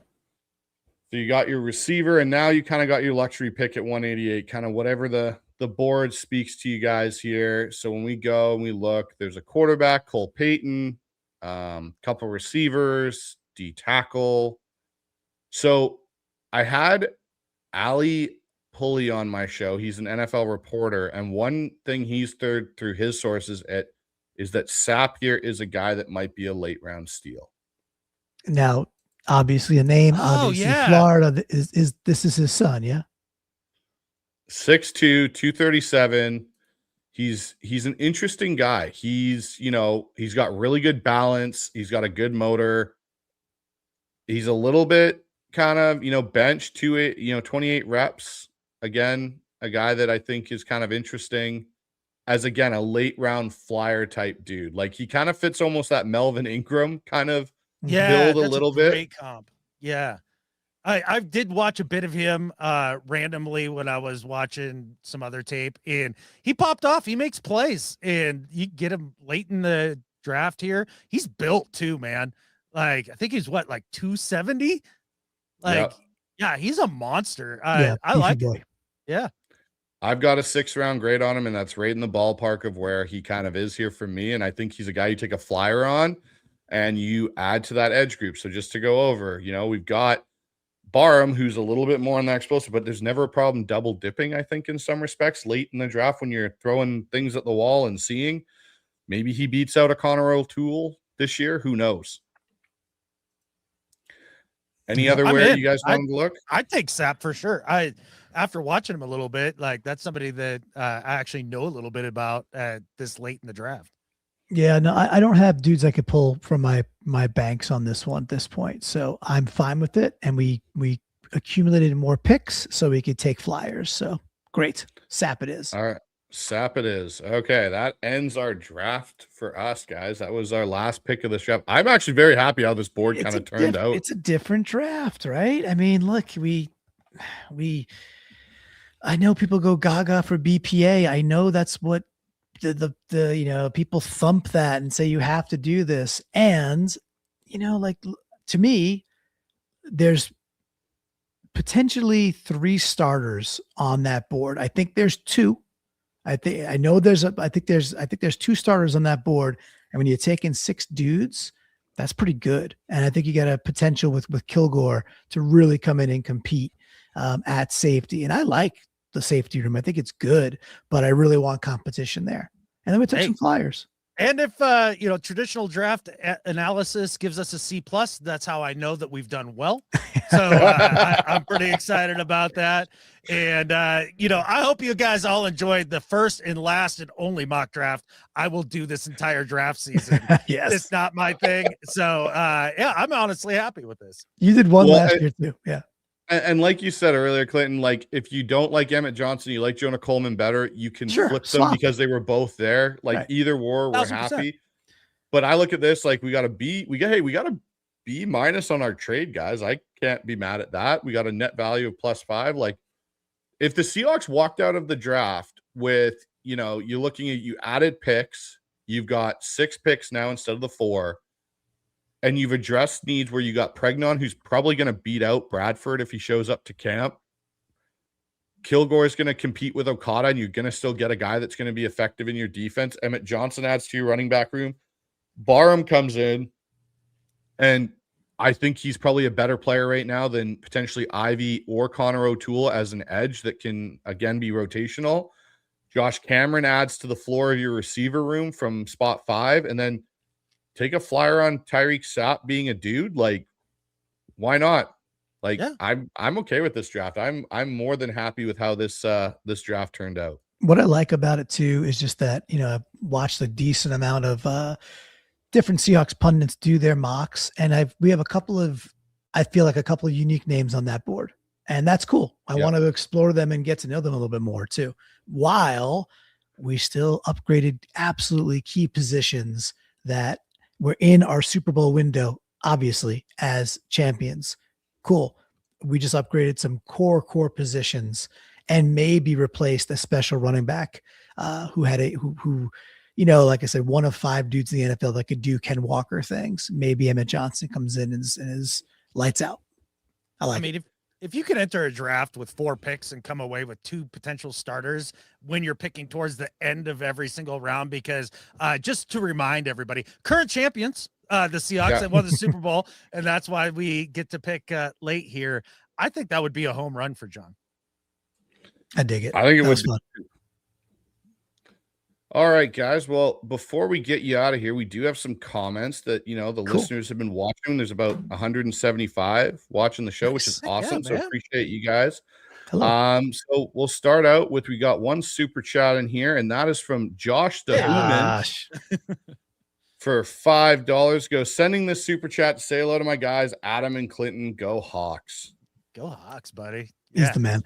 And Josh did a great job. You had him on not too long ago, right? And Josh has done a real nice job really diving into the draft, and he lights up our Discord in a good way all day long with picks that he's grooving towards. I'm pretty sure he's a Kilgore guy, so I think he'll be really down for that.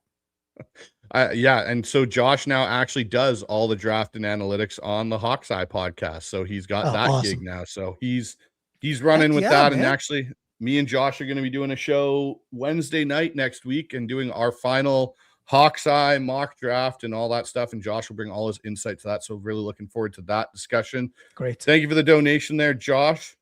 And then we've got one here. John McGrath, one of our moderators, goes, even though he's just 5'9", Pons is a baller as a cornerback. He's just good. Yep. Just turn on the tape and watch it play football. We overthink things sometimes. And he played high level on a national champion that played a good schedule. And the dude flies around the field. And he's like, to me, you've got 22 dudes in the field at any given point. He's like the most instinctive guy out there. Cool. I want that guy and he brings his hat. I want that guy every single year.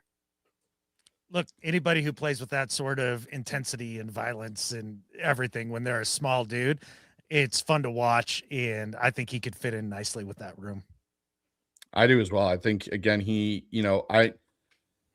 the only thing for me is the height a little bit with some of the bigger receivers we got to deal with. But again, if he can play and he can handle that, then it's an interesting conversation. And if Mike and John go, yeah, he's a guy, I'm going to trust Mike McDonald and Carl Scott and our coaches in that room to say, hey, he's a guy we can work with. So you mentioned it earlier too. You mentioned like, hey, he might be a dude that transitions to like a free, right? You can go play safety. And it's, you watch that type of body. It's like, dude, okay. Yeah. I think that kind of guy that would let him come downhill and do what he does well, which is find the ball and hit. Cool. All day. Agreed. Josh back in here goes, this draft is deeper than people give it credit for. It's just not a blue chip deep. It's average starter deep, which I would agree with. You're not finding blue chips in this. Cool. We're picking 32nd. I'm happy about that. So it fills right into where we need it to be, no doubt. One of the only few players I theoretically have a blue chip grade on is Jeremiah Love, where I go, yeah, he is a difference maker running back, but that's about it. Like, I don't look at Fernando Mendoza and go, he's a blue chip quarterback. Because if I take him and put him in the Bo Nix Penix draft, he is not a guy that's getting picked over any of them. 1,000% couldn't agree with you more.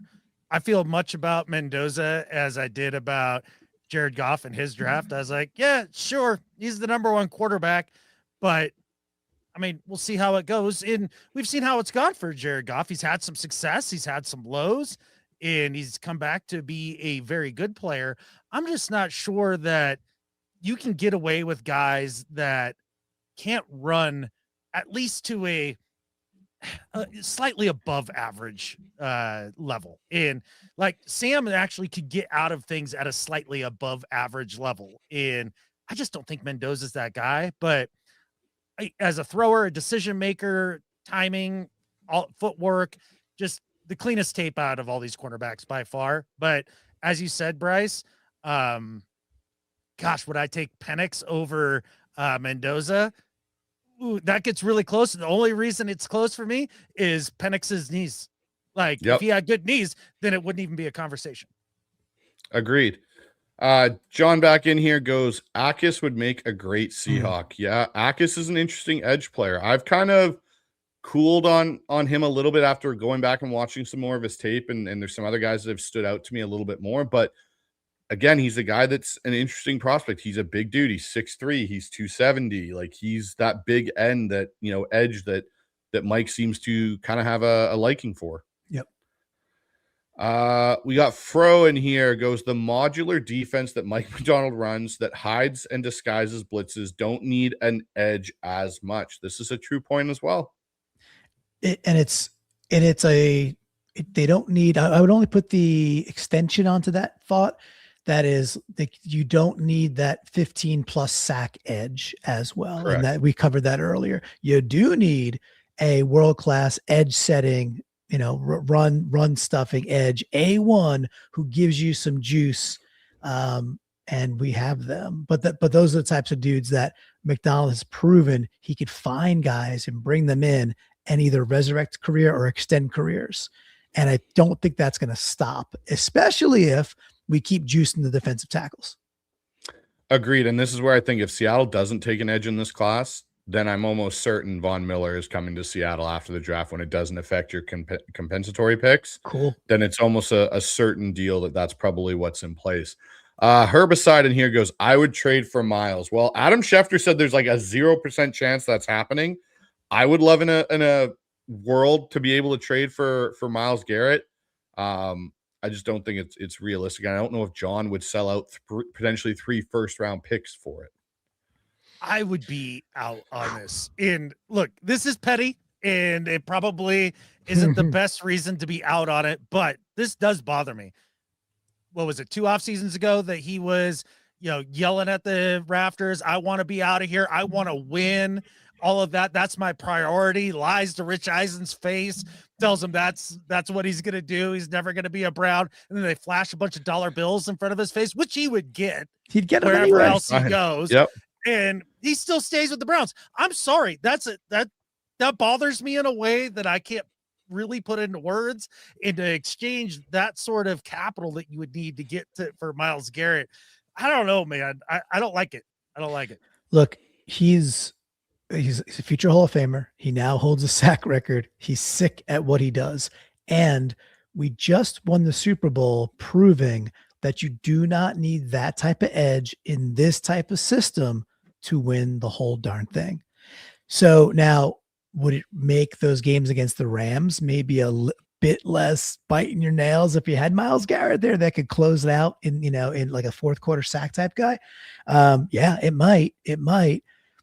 But we just won the Super Bowl without the 15 sack guy. So to trade the future to get something that you might not need for this system, it feels like it's a bit off. Yeah, I agree. Like, if you look back at Seattle history and the last time we truly had like a 14, 15 sack guy, I'm pretty sure, wasn't it Patrick Kearney was our last big double-digit sack getter? Feels right. Yeah. Yeah, I mean, because the 2013 team was just more group amazingness and balance, and Bennett getting his and Averill getting his, and you mentioned Clemens, of course, and Bruce. You know, but it was just more spread out and more. And again, they were great. They were really, really good. And when we picked up Averill and Bennett, it cemented what was missing the year previous. But the team still ran through the LOB and, a young Bobby Wagner. And that's that at that iteration. That's what that was. Agreed. We got one here from Sam. Goes, is there a chance Mike McDonald can lean on a stronger secondary, draft, and change the rule of needing elite ends who are more expensive and create a more efficient system with multiple pressure nickels. I I mean, think we just kind of talked about it. I that's would exactly agree. Yes. right. Yeah. Yeah. This could have came from 5 minutes ago or 5 minutes from now. Like that's exactly Yeah. that, but that's what Mike's doing. He's changed that dynamic there, and some will start to chase that, and you're seeing it already. Yep. And that's good because we're once again setting the trend. Isn't it nice though to for once be setting the trend with potentially somebody that won't get caught, like a McVay, like a Kyle Shanahan, where it's like for once we have that guy as our head coach?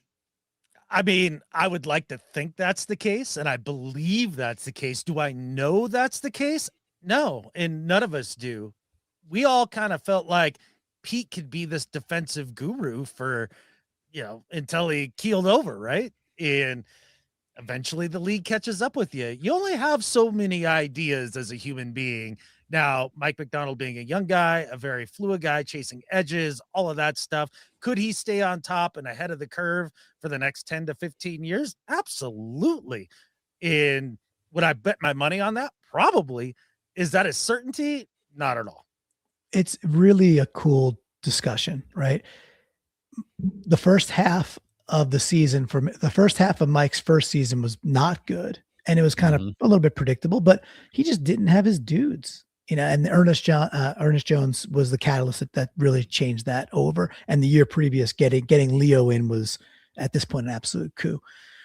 At the end of the day, the LOB was, and that team was amazing because it was wrought with Hall of Famers. And they had a good system, and they're using Cam Chancellor in a new way that the league was not ready for, but you have Earl Thomas back there free. I mean, it's just, and you got Bobby Wagner in the second round from Utah State. That draft is so good. You get a quarterback in the third.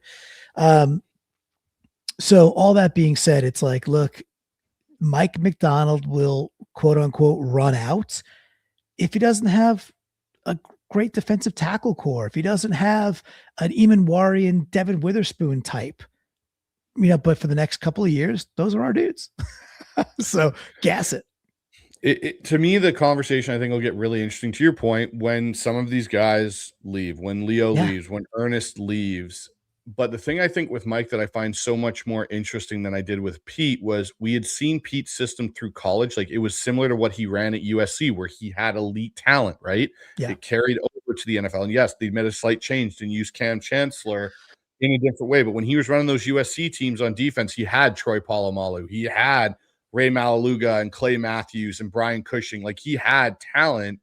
And so I always have felt now that watching this, when I look at, not to say that this team isn't ripe with talent, I'm not saying that, but to your point, Clinton, that LOB was Hall of Fame level talent. I don't know how many guys yet on the Seahawks defense are Hall of Fame level talent. And this is where I think it gets interesting to what you said, Adam, about 10 or 15 years. Could this be the conversation with Mike? I think the thing I like about Mike is he's all about the innovation part. You can see it. His brain is constantly going on like, okay, we did this last year. This defense this year might be completely different and doing something we've never seen before, because he goes, hey, we haven't used Nicky Manwari in this way yet. We get Jalen Kilgore, and now I've got another chess piece to use. That's where I think it'll be an interesting kind of thing to follow to see if Mike can stay ahead of the curve defensively in that market, where how do we, potentially stay ahead of the curve of the McVays and the Shanahans? Well, what's going to force Mike to change, if they actually end up being able to pull it off, would be to run the football effectively down in, down out against too high safety looks when we're in nickel defense. If you can do that, now Mike's got to adjust and do something different. And, the league's smart. There's a lot of smart dudes out there. They get paid too. And if they're able to do that, then it'll be amazing to watch Mike go to work and come up with his counter. He may already have it in his back pocket, be like, yeah, okay, I'm just waiting for the day you guys finally figure it out. But when you do, this is what I'm going to do. And it's curtains for you guys still. So, it's fun.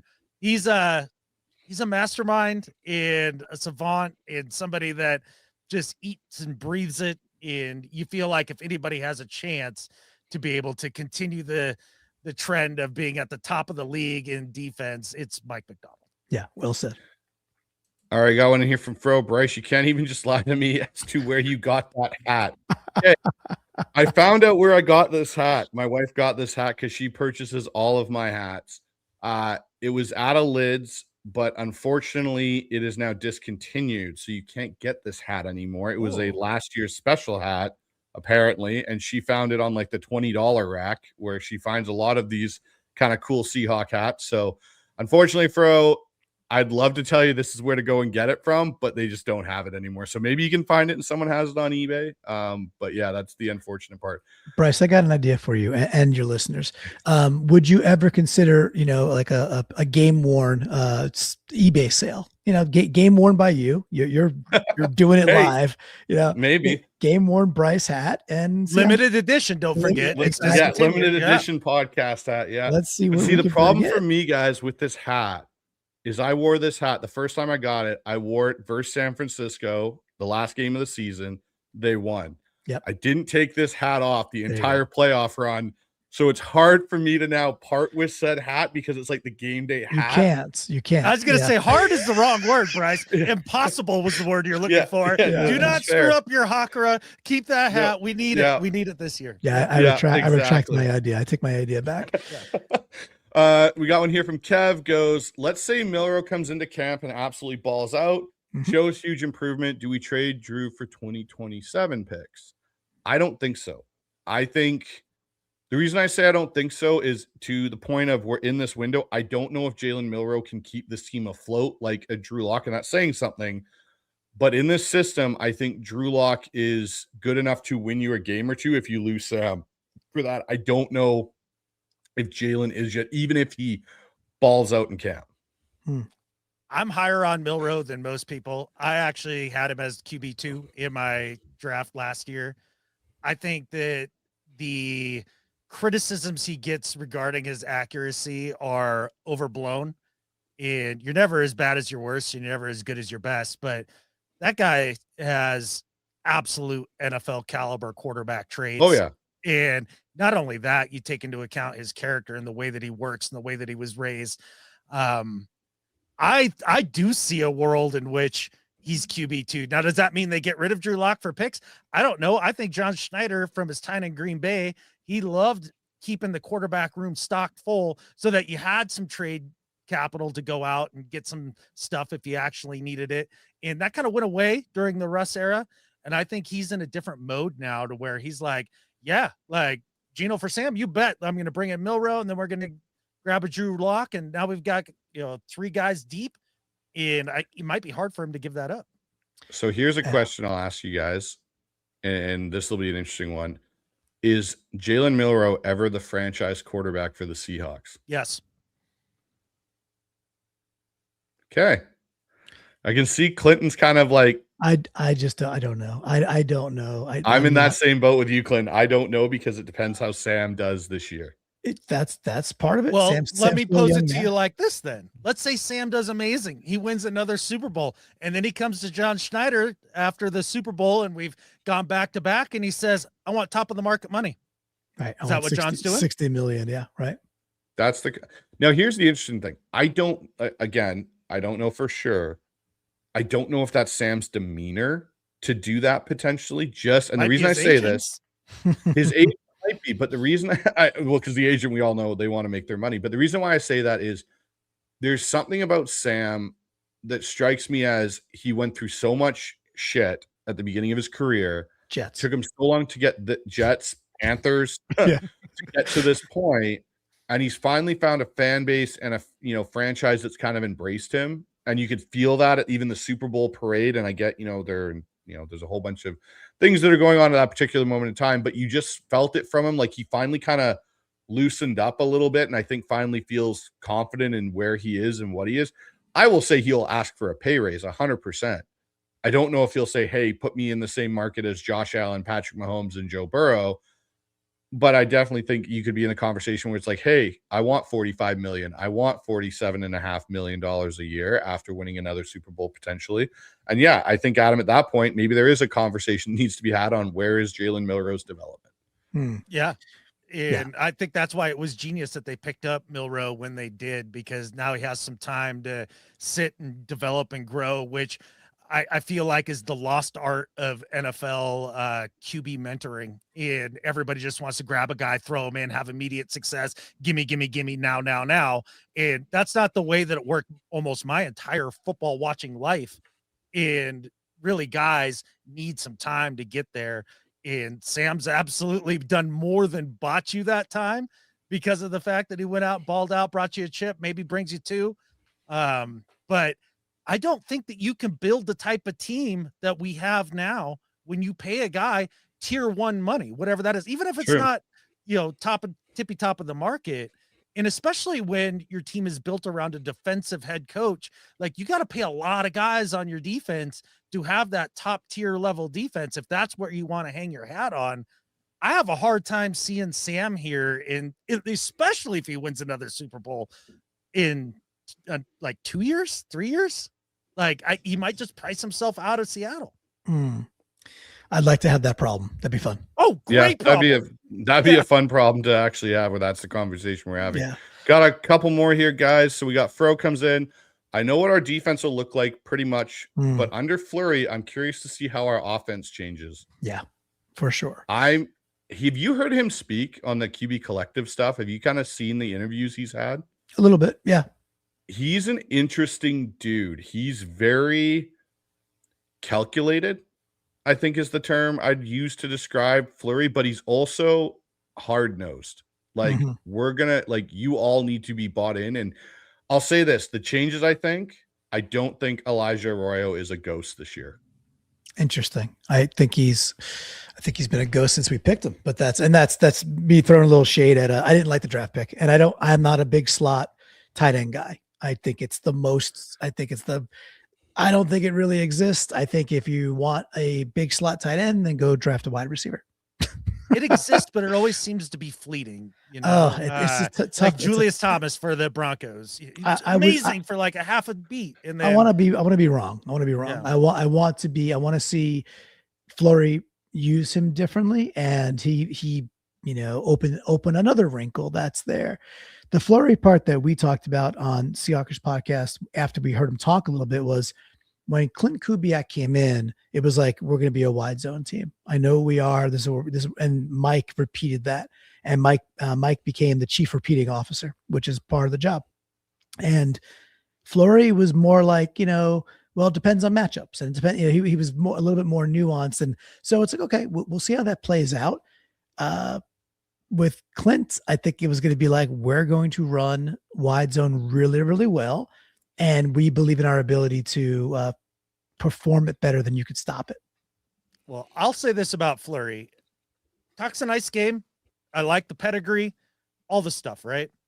But after the Grubb experience, I do not listen to a word any of these dudes say, and I watch what they do. And Grubb kept telling us over and over again he was going to run the football. And it's like, I didn't see you do that in college, let alone any game with the Seahawks. So we'll see. Yeah. Here's the interesting thing I'll say about what Fleury's walking into compared to, again, what Ryan Grubb. And I think Ryan Grubb's experiment was kind of doomed from the beginning. To your point, Adam, he didn't run the ball at Washington, and he had top talent at Washington, when not saying he didn't in Seattle, but not to the same extent at the same level. You look at all the coaches you kept on the staff, Benton, Outen, Peets, like you've built a very, very good offensive staff with a lot of experience around him that he can lean on, I think, in the first half of the season while he kind of gets his legs underneath him to an extent. Because calling plays is a different thing. It's not just, hey, I like this play and we're going to call it. It's how are we sequencing things? And from my own perspective as a coach, it's like playing chess, but you're playing 3D chess. You're not playing just on one board because there's so many other components to it. And this is where I'm going to be interested to see how his defensive background plays into it and how him being an analytics guy and all that plays into the offense. I don't think there'll be a steep departure from what we did, but I think there'll be some changes in a positive way to our motion use, our run game use that Kyle and that team started to do. And he kind of even hinted at it. He's like, there's things Clint didn't do that we started doing in San Francisco because Clint wasn't there for that. Yeah. I love that point, Bryce. And what was your first point there? I don't know, but that quote, when he said that made me nervous. Oh, Like, right. When there's talked things about, that they've been doing over in San Francisco that Kyle's been doing. The great genius bus thrower Kyle Shanahan only takes responsibility for anything that goes well and nothing that doesn't. Like, I watched our defensive-minded head coach take Kyle Shanahan out to the woodshed, beat him, throw him out, grab him again, take him back into the woodshed and beat him 2 more times. And I'm like, whatever it is he's doing, like, there's at least one coach in the league that has it completely figured out. I'm not so sure that's what I want, more Kyle Shanahan wrinkles in our offense. Like, give me McVay wrinkles maybe, but I don't know. Yeah.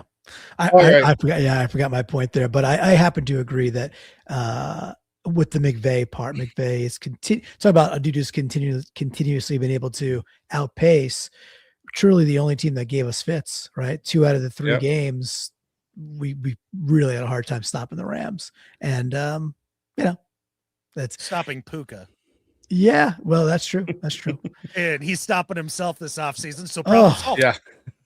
Man, oh man, is he off the rails in a lot of ways? He's Antonio Browning his NFL career at this really point. Early too. Really early. Antonio Brown built a Hall of Fame career, and then decided to blow it up. Yeah. Exactly. It's all those pretend concussions that he suffered.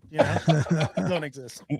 We got Cope Approach goes, great draft, boys. So that was one thing that came through the chat. Everyone really liked the way our draft kind of shaped up. We got Rockman in here. Nice. He goes, I would be happy with 4 picks if we use 2 of the picks from next year's draft to get picks that stay in the top 100. Mm-hmm. Yeah, I mean, good point. Next year's, in this happens, right? People there's a consensus about this draft not being good, and like Josh had a nice point earlier that it's actually it's got more depth and breadth than most are giving credit for. And the early looks are that next year is going to be a bit of a bonanza, so if you can get those top 100s, but by the way, John Schneider, with the comp picks, we're going to have a lot of draft capital next year, and John will have plenty of opportunity to move all across the board. Yeah, he will, and it'll be interesting because that's supposed to be a much more loaded class, but who knows, guys? Maybe we won't really care because we'll win a second Super Bowl, and we'll all be double hungover going, we've won 2. If whoever we pick works, and it's all fine. So, well, when Myles Garrett's the Super Bowl MVP for our Seahawks, and we've gave up 3 firsts, then we won't give a damn about the drafts. We'll just keep celebrating the chips. It'll be great because I get to read Adam's breakdown on Archie Manning next year in 2027. I'm so excited to see how Adam breaks down Arch Manning's game. But Adam, Clinton, thank you so much, guys, for your time. We went a little longer than I expected tonight, but it was a lovely conversation. But why don't you tell my viewers, where they can find your guys' show if they're not already over on the Flock on that side, and what you guys got coming up here leading into the NFL draft? Okay, I'll take the first wave at this. So Seahawkers Pod, so just at Seahawkers Pod or at on YouTube. Seahawkers Podcast, obviously like, subscribe, and raise the Hawker together. So thank you, Bryce. I'm flying out on Wednesday to meet these guys next Wednesday. We're going to be doing a live stream on Thursday and Friday from the Clearwater Casino. Thursday's the draft party. So we're going to be getting a chance to hang out with Earl's going to be there. Riley Mills, Chen is going to be there. I think Kenny McIntosh is back. A whole slew. Drake Thomas is going to be there. Warren Moon's going to be there.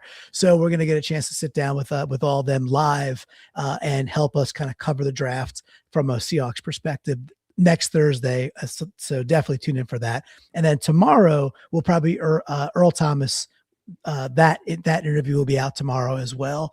And then Adam, I think we're just going to probably do maybe one more look at some other positions before we're together. Is that about right? Yep. And I think we have to hit episode 500 of our flagship show with me and longtime partner Brandan Schultz. We started this thing all the way back the year that we won the first Super Bowl in 2013. And what we're going to do is we're going to break down the off seasons of 13, 14, 15 and compare them with what's happened so far this year and where we may be going, and maybe some of the lessons that John Schneider has learned or hasn't, and what we're going to learn a little bit about that after this upcoming draft. So a lot of great content, and I dare you to listen to it with a frown. It can't be done. But Bryce, we do appreciate you having us on, man. You do such an awesome job, and it's just been awesome to watch you grow and have everything just come together for you as it has. You're crushing it, bud, and couldn't be more happy for you.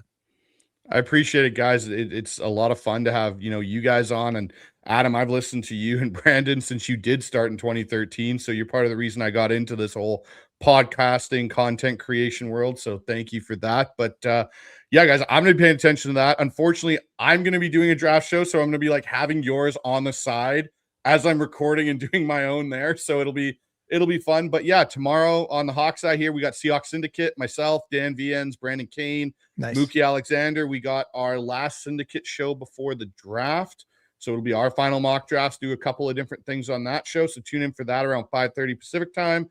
And then next Monday, I've got Jeffrey Simmons coming on from Real Hawk Talk, and we're going to discuss the draft, and we'll Jeff's kind of final thoughts on it. And then it's draft week and live draft coverage starting Thursday. So a lot of stuff coming on all of our channels here. And if you guys want links to theirs, it'll be on the description below. But as always, thanks everybody for tuning in. Stay loud, be proud, and go Hawks. Go Hawks. Go Hawks.